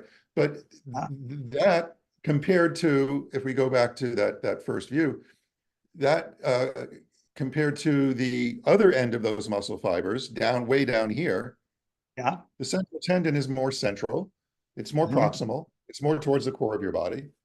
Right. And these attachments here, you can run your fingers along the costal margin in your body, and your fingertips will be, what would you say, like maybe a quarter of an inch from actual diaphragm fiber if you really dig in under the edge of your. If you dig in, depending upon where, of course, it's not uniformly, the fibers don't uniformly run all the way to the edge there, but close enough. But how compared to how close you can get your fingertips to your central tendon. Right. So yeah. The lower, we'll just call it the lower attachments around the base of the rib cage, are more distant from the core of the body than the central tendon. Right? Definitely. So, and I'm just going to stop the share for a moment. So it always mystified me why, when you look in the anatomy books, that structural convention of naming origin insertion that way is reversed. And the reason this even became an object but the insertion, sorry, let's for the audience's sake then to make clear that opposition. So our book tradition and established nomenclature reference the central tendon as the insertion, and the ribs as the origin. Right. So this is what Leslie's meaning by the backwards identification. Exactly. Thank you. And so the reason this became an object of focus for me at all was I was constantly being asked this question when I was teaching breathing, and people would hear me say things like, the belly movement that we associate with diaphragmatic breathing isn't the only possible expression of the diaphragm's action in the body, because the diaphragm also moves the rib cage. And this is massive news to people, because they've been told that diaphragmatic breathing is belly breathing and chest breathing is something else. It's, there's the intercostals or whatever else is working to move the rib cage. And the fact that the diaphragm is capable of moving the rib cage is not a part of people's understanding of what they call diaphragmatic breathing. And so I'm trying to disabuse people of this, this misunderstanding constantly. And so pretty regularly the question gets asked, how did it end up that way? How did it end up being so strongly associated with the belly movement, the action of the diaphragm? And the only plausible explanation I can come up with is the kinesiological assumptions that precede from the labeling of origin and insertion, because it's generally understood that the insertion, when a muscle acts, it's pulling the insertion towards the origin. which if you apply that to the way the diaphragm is traditionally labeled, means that the central tenon is being pulled down towards the base of the rib cage. Mm. This is the insertion, that's the origin. So everyone assumes that that's what. Now, as you know from taking bodies apart, the ability of the central tenon to move downward is pretty limited by the fact that the heart and the entire, cardiopulmonary mechanism is anchored to it. Yeah. And so the actual place in the center of the central tenon where the pericardium is anchored really can only travel, I think in extreme cases, an inch or so. Yeah. The domes that arise from either side of it have a little more leeway in terms of their up and down movement. The very, very center it's not very mobile, right? And so when the downward movement of the domes has done as much as it can, there's still a lot of ability for those contracting fibers to still pull upward at the base of the rib cage and cause the rib cage to expand. And that's still the diaphragm. And this is, this takes about an hour in most workshops to work through. And that doesn't include the inevitable Q&A. Right. Because I'm teaching yoga teachers, and as yoga teachers, we're like deeply invested in the way that we have understood and practiced breathing in our own bodies, and the way it's absolutely transformed our lives, but also the way we've been teaching other people to breathe. And now you get this new information, and you can see the steam coming out of people's ears because they're having to mentally readapt their teaching language, their teaching boilerplate about breathing. I'm just having pop into my head, those little circular trampolines with the metal ring and then the springs and then the thing you jump on in the middle. I'm thinking of that as the perfect wrong analogy, right? As the analogy for the wrong version of it, right? Where the thing you're jumping on, the trampoline, in other words, our rib cage is while creating a circumferential relationship, it's the thing that's moving, right? In other words, it would be more like hang the center of that trampoline from something rigid, grab the frame, and start. Yeah, exactly. Yeah. How to reverse it, because people think it's doing what the trampoline is doing. It's doing the opposite. Yeah. But what if the whole mechanism were floating in fluid, and there was nothing anchored to anything else? See here. Oh, I didn't know which way this would go, so I prepared a bunch of things. Awesome. So what I'm going to do here. So I use this a lot when I'm teaching, right? And so I'm just going to start this, and I'm going to loop it so it keeps going. All right. Yeah. So here we have a dome-shaped moving structure that's just hanging out in fluid, and there's nothing solid anchored to anything else. Now, what I ask people to do, and I would invite anyone that's watching us now to do this, is just as you watch this, notice if your breathing can just naturally fall into the rhythm of this movement. Okay. And whatever connection your breathing naturally has with the visual that you're seeing here, just let that happen without any thought of what's right or wrong or when you should be inhaling or exhaling. Just let whatever seems natural to you happen. Okay. So I'll just ask you, Gil, did you, maybe you still, right? So which movement of the jellyfish seemed to naturally connect with your inhale, and which one connected with your exhale?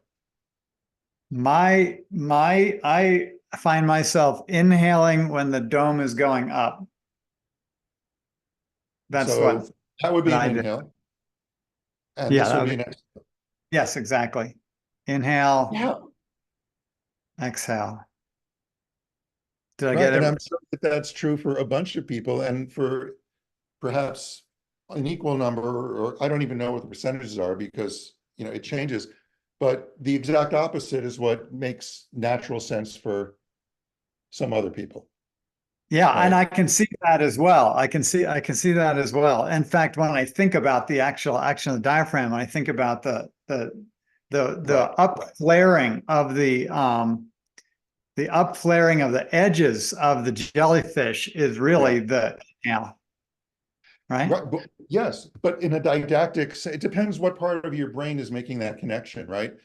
So if you're using sort of the didactic understanding of, oh, the dome of the diaphragm goes down on the inhale, you're going to look for the dome of the jellyfish going down and say, oh, that's when I should be inhaling. Right. But if some other part of your brain that's not trying to figure out on the basis of your previous knowledge what breathing and the diaphragm is about, and you just connect with it, just as many people do what you did. Yeah. Which is they exhale as the dome goes down, and they inhale as because do you experience in your body an inhale as being an upward or a downward movement? Well, that depends how you're breathing, depends what your habits are, and then and whether you're seeing an upward or a downward movement when you look at the jellyfish depends on whether you're focusing on the dome or on the edges. Because when the dome goes down, the edges come up, and vice versa. So it's actually kind of a complicated. It is. I responded to what seemed like filling when the jellyfish goes up. It seems like it's filling, and so that's why I was kind of breathing. I was inhaling, filling my lungs with the filling of that dome. But when I look at it in terms of the the anatomy as I understand it, it's the opposite. So interesting. And this may be a hemispheric thing. This may be a right brain, left brain thing for all we know. Because like the actual, I use the word didactic, but like the informational understanding of the diaphragm, if you were being more analytical about it, I would say, oh, dome down, diaphragm, dome down, inhale, right? But that's not what happens for a lot of people. So anyway, I think that's very interesting. And I've been using that jellyfish as a way of, this is almost an extension of what you're talking about with Lauri, it's like our visual sense of how we take in things and how we process information, when we connect that with our own internal landscape, it shows up as these stories that we end up telling. And then you go into a lab with a sharp instrument and a cadaver, and you go looking for your own stories. Yes. It's so hard not to. I think to me that summarizes the biggest challenge in the lab is how to allow yourself to witness what's in front of your face rather than simply carving out what's already in your mind. And it's an extreme challenge. It's like you would think, and you think that once you kind of understood the issue, that then it would go away, but it doesn't. I guarantee you that after 30 years, I still have to stop myself and give the moment to see if I can see what's in front of me and not go straight to my conceptualization and demand that the tissue represent what I know, what I think I know, or what I imagine myself to know, or my habits of mind. Sure. And the donor has their own story to tell, really, if you're willing to, let them. Yeah.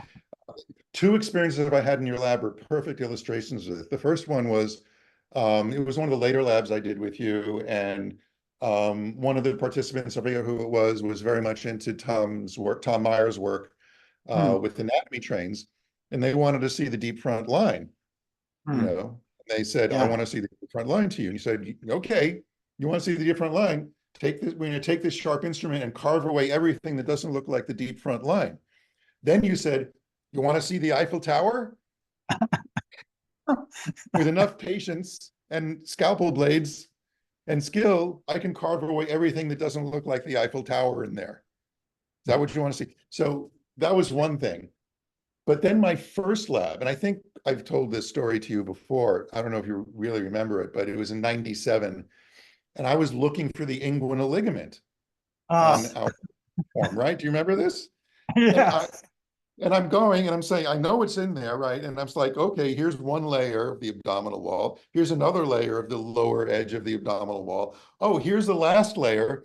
And once I peel that back, I'm sure right underneath that, I'm going to see the inguinal ligament. And there was nothing. And I was There like, was nothing. Gil, this guy has no inguinal ligament. And you come over and go, yeah, you just cut it out. And I was like, what? And then you went over to the other side and said, here, look.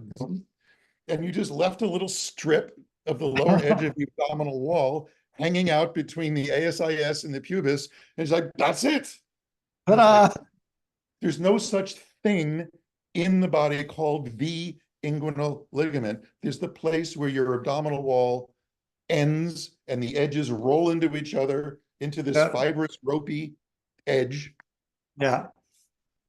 But the implications of that moment, in terms of like everything I had studied and memorized and learned about the body, it's like the seismic plates underneath my whatever anatomical understanding I had shifted permanently. Awesome. Yeah, and I can yeah, and wash, rinse, and repeat over and over again, pretty much around the whole form, including the diaphragm. Like, my gosh, I've been staring at that tissue for decades, and there's still like more to see. It's hard to believe that there's still more to see, and yet there is. It's just like a whole galaxy unto itself. Sure. Yeah. People often ask how thick the diaphragm is just as tissue. And that I found varies so dramatically from donor to donor. Oh, yeah. I'm so used to seeing, dear little old ladies above 90 and their wispy little diaphragms. And then every once in a while I get just past several labs, I've seen some like, dang, that was pretty thick. It's like, oh, they were maybe younger bodies or slightly more robust or whatever. So many variations on the distribution of muscle fibers too. I'm sure you've seen over the years, like diaphragmic grooves. Have you seen diaphragmic grooves in the liver? Yeah, well, it's just reflecting the grooves in the liver. And we thought it was like rib impressions, but they weren't. Exactly. Yeah. It's a totally different phenomenon. I've heard numerous explanations for it. But also, like, so just for folks who are listening, sometimes you'll see a liver that has, like, you could stick your finger in the groove in the liver and you're thinking, oh, is that from the ribs? And no, it's actually perpendicular to the ribs, because it's from like the diaphragm contracting into the soft tissue of a liver. And I think it can only be from differential contraction in the diaphragm. To my mind, it's like the firing of the diaphragm is not uniform in that body, and that there's more force going through the pathways that are impressing themselves into the liver than the adjacent pathways. That's what it looks like is happening to me, and I'm open to being corrected from that impression. And yet that's how it reads to me. And then when I see certain diaphragms that are backlit, sometimes they're gappy, like the fibers aren't grouped like this. They're grouped like this, or differential stripes of musculature running through exactly. And then in the less dense areas, it's almost like the two layers of fascia are there and very kissing each other. Yeah, exactly. And then I've like tried to correlate that with the diaphragmatic grooves, and I can't say I've made a match there, because sometimes you can have a fairly even distribution of muscle tissue, but you still have those grooves. And that makes me think, well, is it just in the firing then? It's not in their presence or lack of presence, like in this version of it where it's a gappy fiber distribution, but you can have a nicely represented fiber distribution, but that doesn't tell us about how they were contracting necessarily, right? Sure. And there may be some, I mean, the body is a global thing, but there may be some restriction in specific rib movements in terms of how they're articulating with the spine or how they're able to slide in relation to each other that make the diaphragmatic effort uneven because the levers that they're yanking on are not able to move evenly. Yeah, exactly. Or Also, even you're dealing fiber with old length. people. Yeah. Yeah. This is something that may have shown up in their youth in terms of the muscle fiber distribution, and then it kind of went away as they aged, but the remnants of it in the liver still show up. Who the hell knows? I mean, these are the kind of stories we stand around the table just making up, and you know, because that's one of the things I love about you when you're dissecting. I mean, you know, you could, if someone held a gun to your head, name every part of everything in the body, but in the moment when you're cutting and exposing stuff, it's like, what the hell is this? You know, let's let me sell you on this idea. You know, do you buy this? You know, it goes here, this doohickey goes here, it attaches here, and when it contracts, it'll probably do that. Therefore, I'm gonna guess, are you buying it? That it's X. That was a pretty good Gil impression. You just did there, I have to say. Yeah, I find that not knowing is often more instructive than knowing. Maybe you feel that sometimes too. It's because Well, once I have no choice. I mean, I'm self-taught in this as you are, but I don't have anywhere near the experience or academic acumen or credentials. I mean, Lauri is the one in our lab who has all the letters after her name, and well, you heard her talk. You know, she's a walking dissection prodigy. I mean, you spotted that right away. You know, who the hell did this neck? Right. Stand there with her scalpel like me. Yeah, no, I have no ability to pretend that I know more than I do, and going in there in that frame of mind is something I've gotten more and more comfortable with over the years, because the stuff that I am interested in, you know, like the breathing and the diaphragm and just the sort of the big picture overall story of what we're dealing with is something that you know, I'm very willing to sort of stand inside of and invite the participants to as well. And you know, it's interesting because that the dynamic between Lauri and I in the lab is actually quite similar in ways to the dynamic between Amy and I when we were writing the book. Because she's a very smart lady with all the letters after her name, and she's the one that did the hardcore analysis of the asanas and the actions and the muscles and all of that. And so we would often say that about the two of us, that I would see the forest and she could tell you not just the tree, but you know, like what the name of the thing on the wing of the bug that's on the bark of the tree is. Yeah. Well, it's good to bring these types together. It makes for a rich exploration. So you're going to be in the lab with Lauri when? It's toward the end of October. We're actually going over Halloween a little bit toward the end of that lab, so we'll be there then. Yeah. Awesome. And are you going to be back from the road at that point? I will be on the road. You'll be on the road when we're in town, so I'll be on the road. I'm pretty sure. Okay. I don't know. I'm going to see you in Boston at the Nerve Tour in August. Oh, awesome. Oh, great. Yeah. So what do you love about the lab?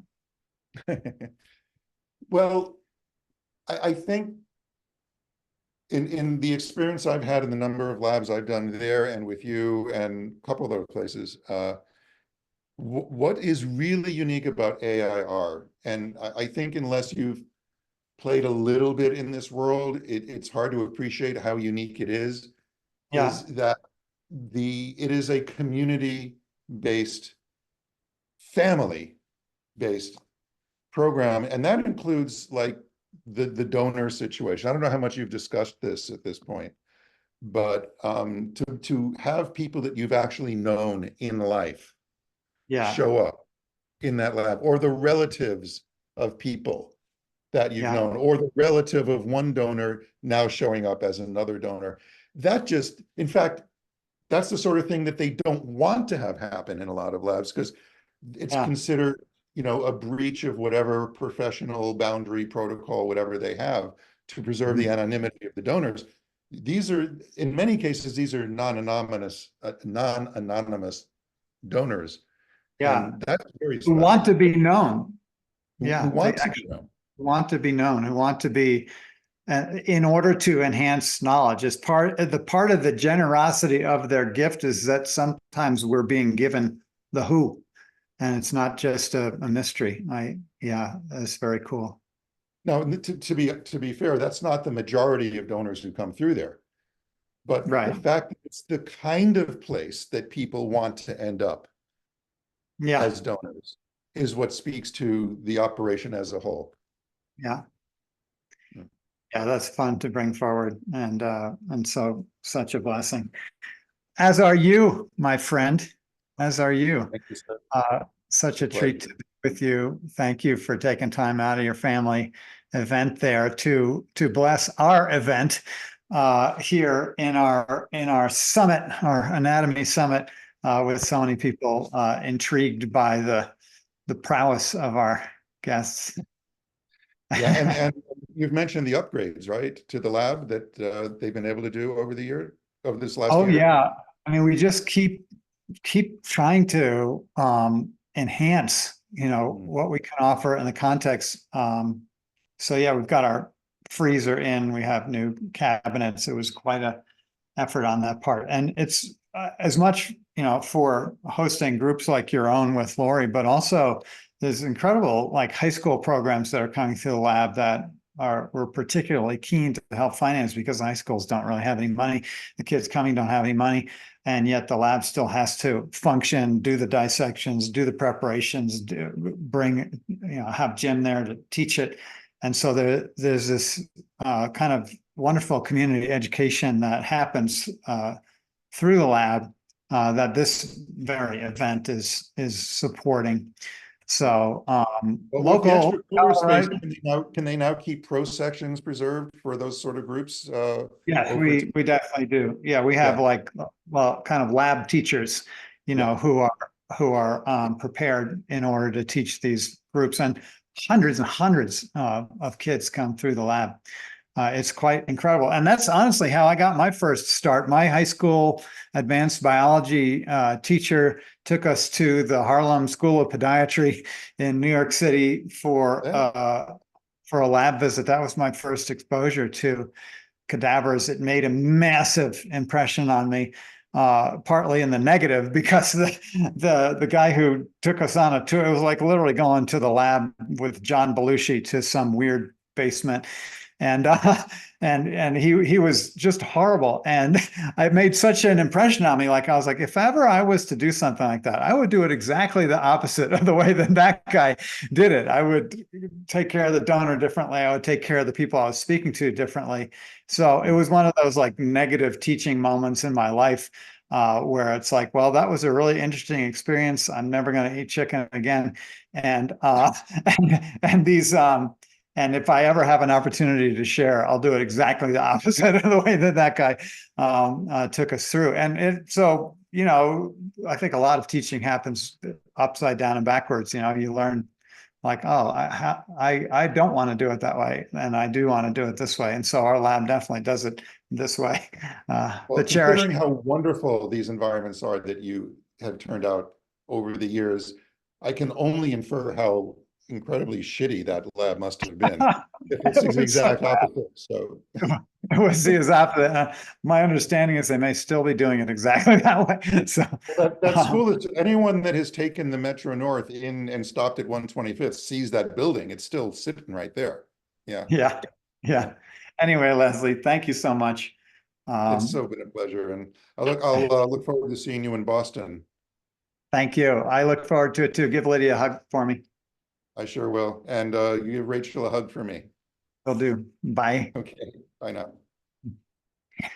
Okay, it's 12. Oh, we got 2 minutes to Joe Phee. So folks, this is pretty fun for me, because you can tell that I'm friends with all of our guests. And there is my dear Joe Phee. Carla's putting her on. Woohoo! How wonderful to see you, my dear. Hi, Gil. Hello, everybody. I miss you, Gil. I miss you too. Look at your beautiful background there. What is that little tree? Not sure. I'm in somebody's home. Some I'm actually staying I'm actually in the East Coast right now. Home Oh, is Singapore for those people who don't know me. But I've been here for 2 weeks now, coming to 3 weeks, and teaching some classes here. So I'm here in the East Coast. fantastic.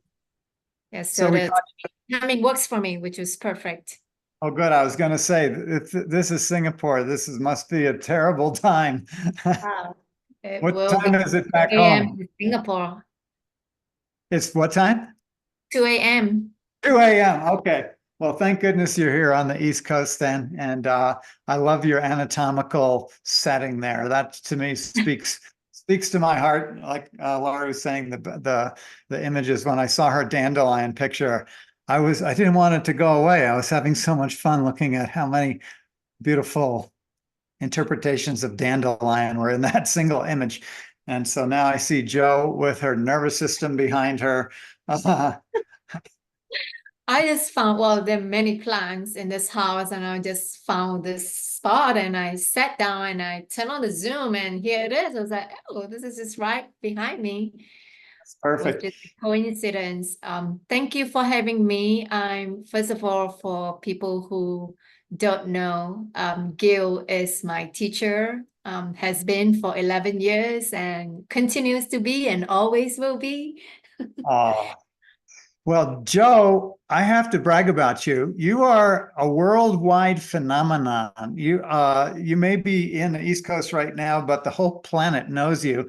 Jo has traveled how many countries for how many years? Almost never going home sometimes for a long time, because her drive to share about the body, about yoga, yin yoga in particular, is exuberant.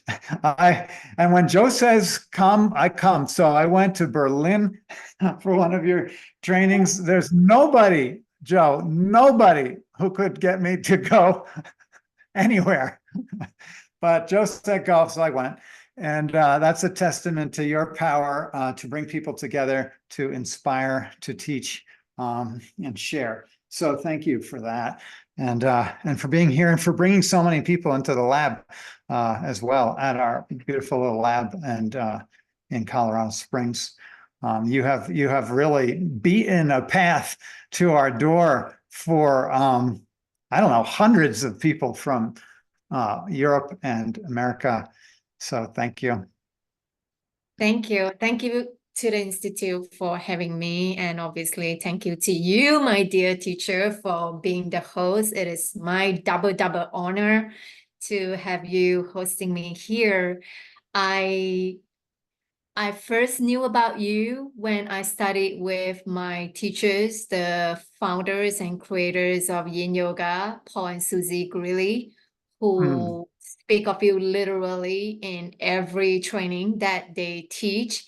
And your fast speech video was one of the first video that they would often show when they were learning about the fascia lecture. And this was probably when I first studied with him. This is a long time ago. We're talking about in 2006 or 7 that I had already heard about you. And every year that I go study with them, Paul would constantly be mentioning your name and your contribution to teaching integral anatomy and just really looking at fascia at that time. We're talking about 20, 30 years ago where this word wasn't sexy yet. No one know what fascia meant or what it is. It's something that we know now in med school, they throw away. So Paul would often be mentioning you because he had his first dissection experience with you in the lab, both himself and his wife, Susie. And he had been encouraging all of his students to someday go study with you if we have the opportunity. So that I was in 2013 My first lab with you, that was 11 years ago. And I remember, I think I see Jim Donak in this webinar right now. Jim happens to be one of my table mates on the same cadaver table, and he was just being very gracious, guiding me. It was my first time. I remember asking Jim, I said, "Oh, how many times have you done this?" And I think he said, "Oh, this is my 13th time." I say, "What? 13? Why would you want to do this so many times?" Right? That was, in a way, like the $1,000,000 question, which now, you know, fast forward in 2024, everyone is asking me the same question. Why are you in the lab all the time? And Why? Tell us. What's your answer? Oh my God, we could go on and on. Why we need, I would literally, if Bonnie would be so kind to make a makeshift bed for me in the lab, I would literally sleep there, wake up in the morning, start dissecting, studying anatomy, go to bed with it. You know, so much for me to share with everybody. I obviously started my first lab with you. And the first time, as you can imagine, it would be so overwhelming because you're trying to look at everything, and you are looking at everything, but yet at the same time, it's difficult to hone in to the microscopic aspect of it because you tend to be more macro, being your first time, right? Everything was just like wow, wow, wow to you. And I remember Jim was working next to me, and he was just totally working on the head and neck. Nothing else interested him anymore. Well, it was his 13th time. So he knew what he was in for it. And it was the same for me right now. Every time when I get into a cadaver, I know exactly regionally where I want to work with rather than looking at everything. And so this is one of the things that I really love about the labs, and also looking at all the different people coming through the labs, whether it's for the first time or many times, just looking at the way how they marvel with this fascinating body, which I remember, Gil, you reminded us when my first time, you said you would never forget your first cut. Yeah. Is that you would never forget your first cut. And I remember someone was there saying, "Gil, I've forgotten my first cut." And you go, "Shut up, I'm trying to tell a story here." But I did remember my first cut, and I remember the cut thereafter. I've just basically been in the lab with you literally every year since 2013, except the COVID years, obviously. And I was also involved with you in your big integral anatomy project. Was that 3 weeks or 1 month? Where we were indulged with 12 cadavers. Yeah. 4 person per cadaver. Oh, I miss those days. Please bring those days back. I will come anytime to your lab if you were to give us a month. But you know, coming a little background of what I do, I travel around the world teaching the yin yoga of my teachers, Paul and Susie Greeley, and also teaching anatomy to yoga teachers. I spend majority of my time training yoga teachers who wants to teach this distinct style of practice. We call it yin yoga, which is a very passive way of stretching the body, 3 to 5 minutes per posture.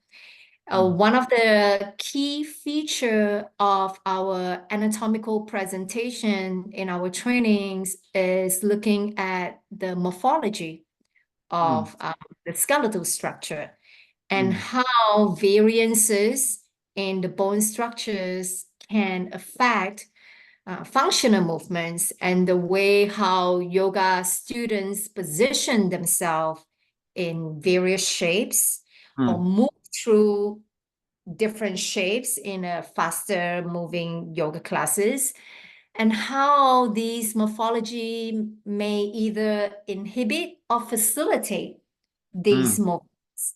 And the reason why Paul specializes or focuses a lot on bone morphology in our anatomical teachings is really because in the style of yoga that we're teaching, we're staying in these postures for such a long period of time. It is very important that we recognize that the morphology of our skeletal structure may inhibit certain movements. And if we were to sit in this inhibition for a long period of time, that may have a detrimental effect on the soft tissues that were being compressed from these long static holds, which can be 3 to 5 minutes. You could be compressing into the vessels, which will impede circulation and fluid flow, and sometimes may cause nerve pain as well. And this is what we feel, or at least to my teachers, Paul, we feel is the big blind spot in yoga teachings, is that if we're not educating people that perhaps the reason why somebody cannot perform a yoga posture or a stretch, it may not be due to the tension in the muscle tissue. It could be due to your skeletal structure that is stopping you. So the $1 million question often when a yoga student cannot do a pose is, what is stopping me? What's stopping me? Is it the tension in the soft tissue, or is it my skeletal structure? Now, if it's a tension in the soft tissue, we know we can change that. Just keep practicing, stretch every day, do your yoga, and we can change the tensile, the elasticity of these soft tissues. But if it's skeletal structure, and all of us practicing yoga now, we're all adults, we pretty much cannot change the shape of the bones unless we're a young kid and we're still growing till we reach puberty. We have no idea what our skeletal structure would be like. But now as an adult, they're pretty much fixed and we can't change that. So if we cannot change the hardware, we can change the software, then our anatomy education and our training is, what can you do about it? Is there anything that you can do about it? Because you saw this beautiful picture on the cover of the yoga magazine, and if that person can do it, you convince yourself that you can do it, right? Typically, well, if that person can do it, all I need to do is practice and maybe I could do it.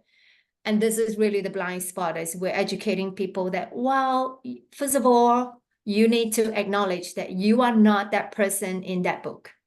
You have a different bone structure from that person.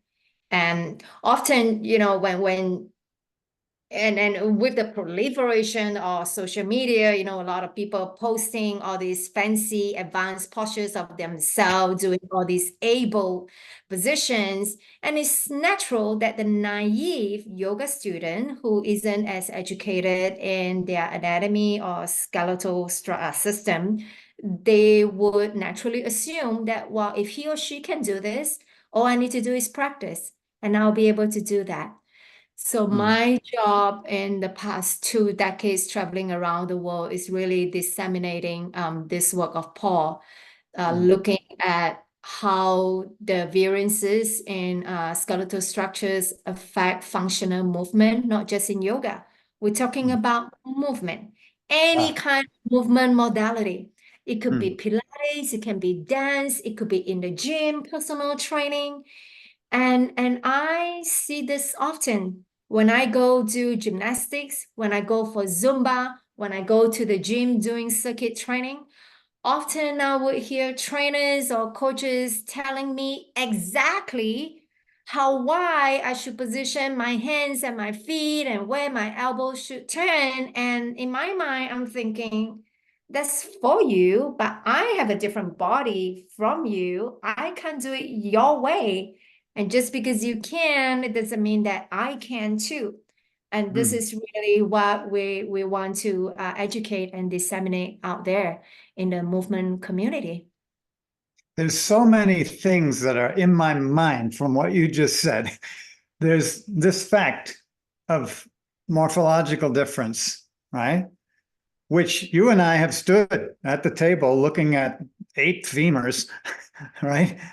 And going from one side of one body to another, from one body to another body, and seeing these vast differences in the angle of the femur neck and the length of the femur neck, just to give one example. So there's this reality that needs to be acknowledged. Then there's the interpretation, right, of a person's movement and shape that they're creating from yoga posture or whatever, and saying, okay, is the limitation in making the shape from soft tissue or bony tissue? And that makes me have the question, given we know as a fact that there are these differences and that each body is individual. And so even though these shapes are ideals, persons are not ideals. The person is real, right? So how does this real person approach that shape with their body?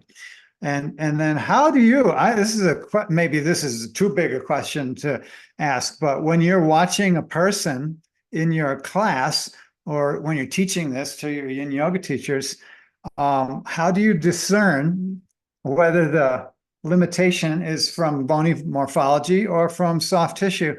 And is even the soft tissue limitation maybe an important compensation for that person's structure that you might not want to overcome? Or is that soft tissue limitation a limitation that you do want to overcome? That's like an 18-part question. What do you got? Oh, no, absolutely. And that's really why people come to study with us, to study Paul's method, because over the years, Paul has devised anatomical tests where we conduct in our trainings to test for whether is this a soft tissue limitation, we call it tension in a soft tissue, or is this due to your bony structure? We call this the compression. And we teach the teachers how to identify whether it's tension or compression, looking at where the students are pointing to the discomfort in their body. Because every time when we position a student into a yoga posture, there will be some certain amount of sensation somewhere in the body. We look at where the students are waving their hand along where the soft tissue sensation stretch should be. If they are waving in the correct muscular area, say the hamstrings, so they're pointing to the back of the thigh, they say, oh, I'm feeling a lot of stretch here, then we know that's soft tissue tension. Then we go, that's correct. This is where you should feel in the shape. Go ahead and continue stretching. But if instead of waving their hand to the hamstrings, they're pointing to the front of the hip, which is not where you're supposed to feel the hamstring stretch. They're pointing to the front of the hip, and a naive student, typically they would only have one vocabulary in yoga class, and it's called tight. They will point to the front of the hip and then say, I'm really tight here because this is where I feel. Now, really what they're saying to us as the teacher who is knowledgeable in skeletal structure, that they are being compressed at the front of the hip, because the front of the hip is not where the hamstring stretch should be. So compressive site area is usually opposite to where the tensional location should be. So we look at where students are telling us that they're experiencing the stretch or sensation.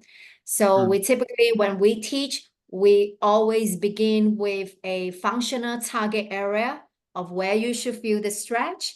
And then if students are not feeling it there, and they're feeling on the opposite side of the tensional area, and that's where we know they are most likely compressed. And we do have and different various anatomical tests that we conduct in our training to test for that.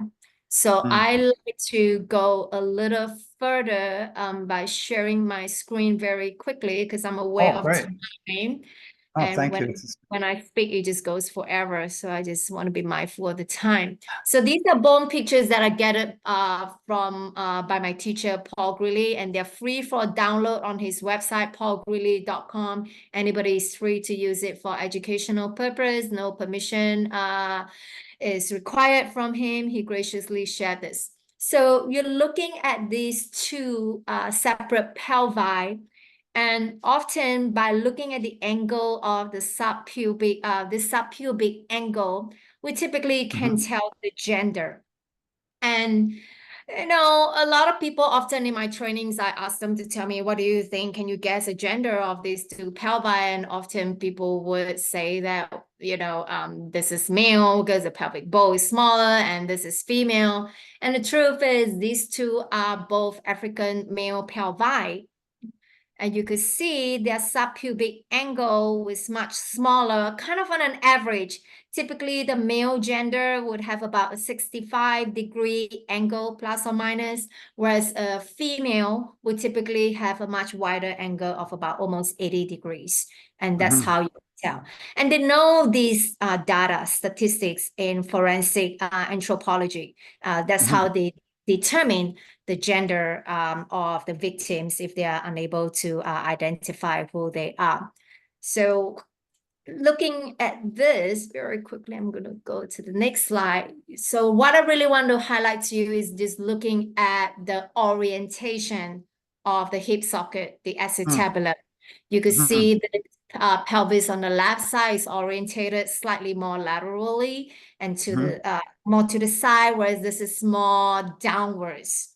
So in our anatomy training, we first show them these bone pictures, and we show them these bony landmarks with the plastic skeleton, which, by the way, we all know that is pretty standardized, but we know that we're all not the plastic skeleton. So first we teach them the bony structures, tell them the differences that may be possible.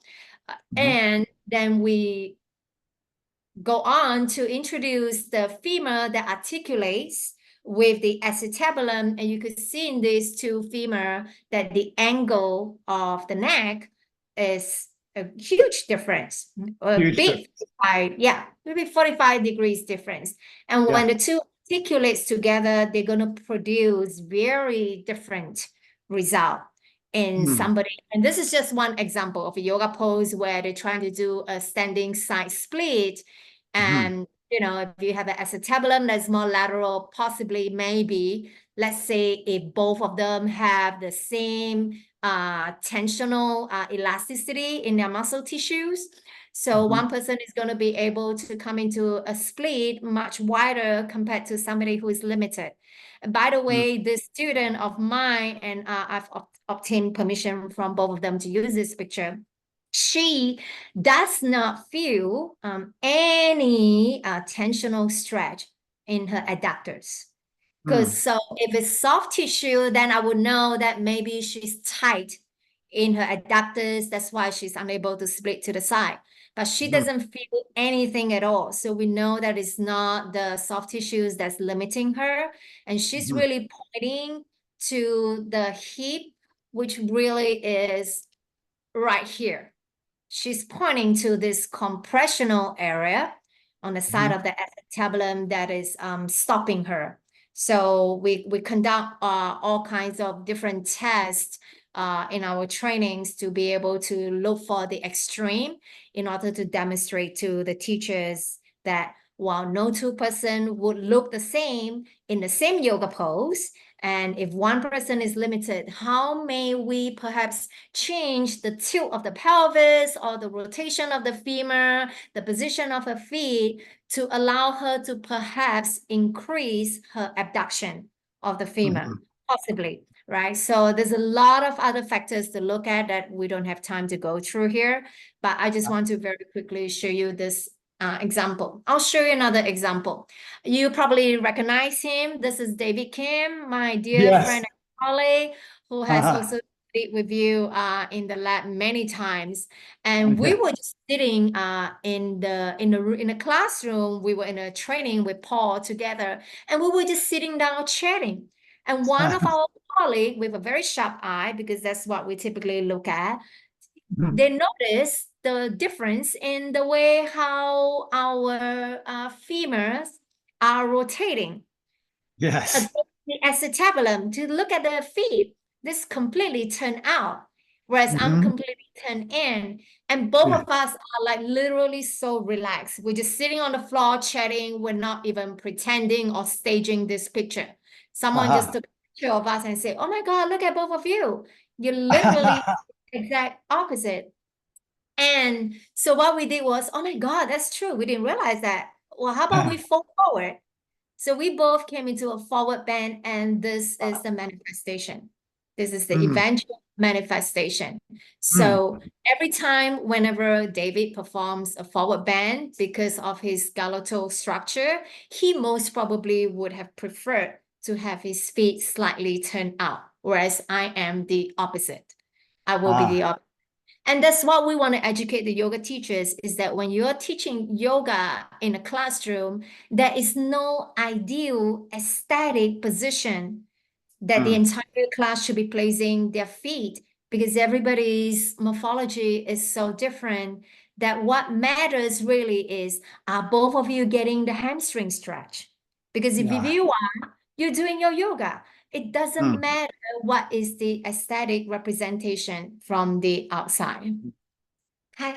Another, sorry, did you want to say something? I was gonna stop I was sharing. just gonna say that what you just said, right? That the achievement, right, is in making the internal connection with the body where you want to, rather than the aesthetic representation of the shape. That, in a nutshell, is so massive a contribution that you and Paul and Susie and Joe and the whole your community has offered, I think, to the world. I just wanted to, people don't realize that how big that is, like how big and seminal a shift that is in how yoga is done. I mean, the impact is massive and talked about now in a way that I don't think it ever would have been talked about if it weren't for y'all running around the planet educating about that. So I just want to, this is just my like hats off to you and your community in bringing this forward. It's just a massive contribution. I just want to acknowledge. So.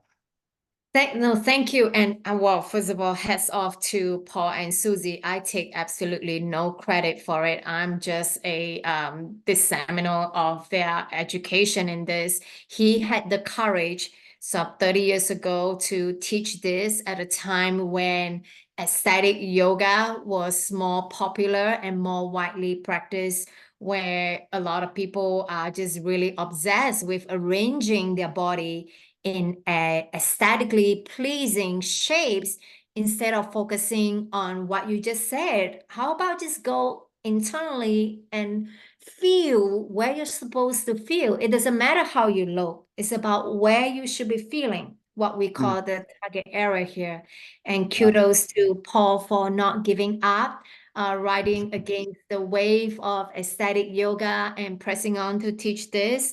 He, as you know, has retired from teaching anatomy now, and I do feel very grateful for his teachings, and at the same time, do feel obliged to go out and share this work to the entire community, not just to yoga, but to all kinds of movement community. Yeah. Massive. Awesome. Thank you so much. Do you want to show us that ulnar pit? Was that the ulnar? What were we looking at? I just want to be mindful of time because I only have 5 minutes. No, we're good. We got a couple minutes. I'll just go very fast. So you could see these are just 3 different ulnas that I pick up in the lab, and I did not even have to search for them. I just randomly picked up 3 ulnas from the drawer, and look at that. So we call this the bow of the ulna, the bowing of the ulna, and how this difference in the morphology, in the bowing of the ulna, that by the time the olecranon process hooks against the olecranon fossa, right? Guess what? We're gonna have these kind of presentation. Wow. Somebody presenting with hyper, somebody presenting with hypo. And this, as all of you can recognize, this is me, and this is one of my students, and she's like way younger than me, a very young physiotherapist, and she is hypo. And one may look at her and assume that, oh, she's got very tight biceps. Maybe not. Maybe we need to consider the bone structure. And here's another example of a set of students that I just got in my training just recently, not long ago. And what you're looking here, Gil, really isn't uncommon. I've traveled all over the world in 20 countries, teaching trainings, looking at morphology of literally every bone in the body and analyzing them.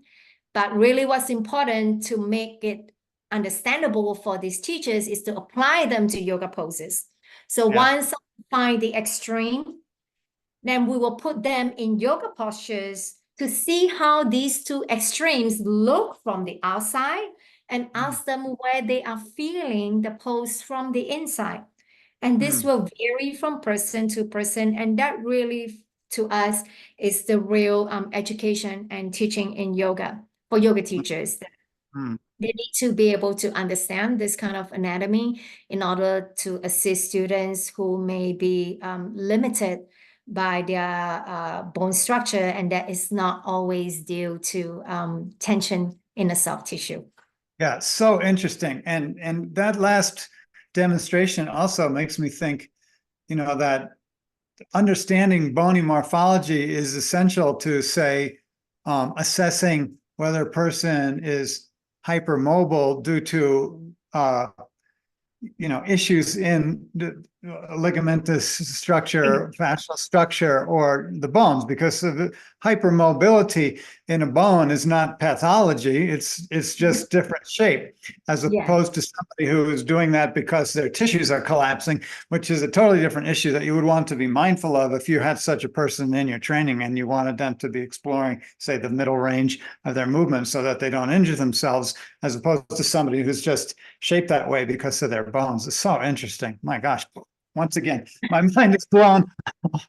I've been sitting here for 3 hours and my head just keeps going boom, boom, boom. Oh my God, I could go on and on, but I just want to close this very quickly because Carla wanted to make sure that everyone is aware of this because she wanted me to share what I'm offering as the the Raphael. There is like a little draw, I believe, and this is right here. So everybody who is signed up for that gets entered into a lucky draw where I will give out a set of myofascial release balls, and wherever you are, just look forward. And I want to thank all of you for supporting the lab. Thank you, obviously, to Bonnie and Jim for being the visionaries of the lab, and to you, Gil, for starting this whole, you know, revolution of, you know, learning anatomy through dissection. The world is a better place because of people like you. Thank you so much. And I hope everybody comes to the lab and study with all the speakers that you guys meet here. Thank you, Joe. I love you. Thank you. Love you so much. Appreciate you. Bye. Bye. So, wow, holy cow. We just did 5 guests in a row. We have 10 to go, I think, for over the next 2 days. What an incredible set of conversations. That was so much fun for me. You could tell I'm all giddy from seeing my friends and learning from them. I hope you enjoyed this as well. And I look forward. You're going to use the same, seeing you tomorrow and the next day, or seeing you in the recordings. You're going to use the very same link to get in. And folks, if you know somebody, if you enjoyed yourself today and you know others, it's still possible to sign in for this. Folks can watch the recordings of today, just as many of the folks who have signed in early will be able to do. They're going to be available for 21 days. So feel free to sign up late. It is still possible to be a part of this for the next 2 days live and to enjoy the recordings for the next 3 weeks. So thank you, Carla and Jim and Mata, for managing conversations. And I look forward to seeing you all tomorrow morning or evening, depending upon where you are on the planet. Thank you, and so long. I guess it's up to me to leave. I don't know how it works. Let's try it. Bonnie, Carla, Lauri, Leslie, Joe, thank you so much. Bye.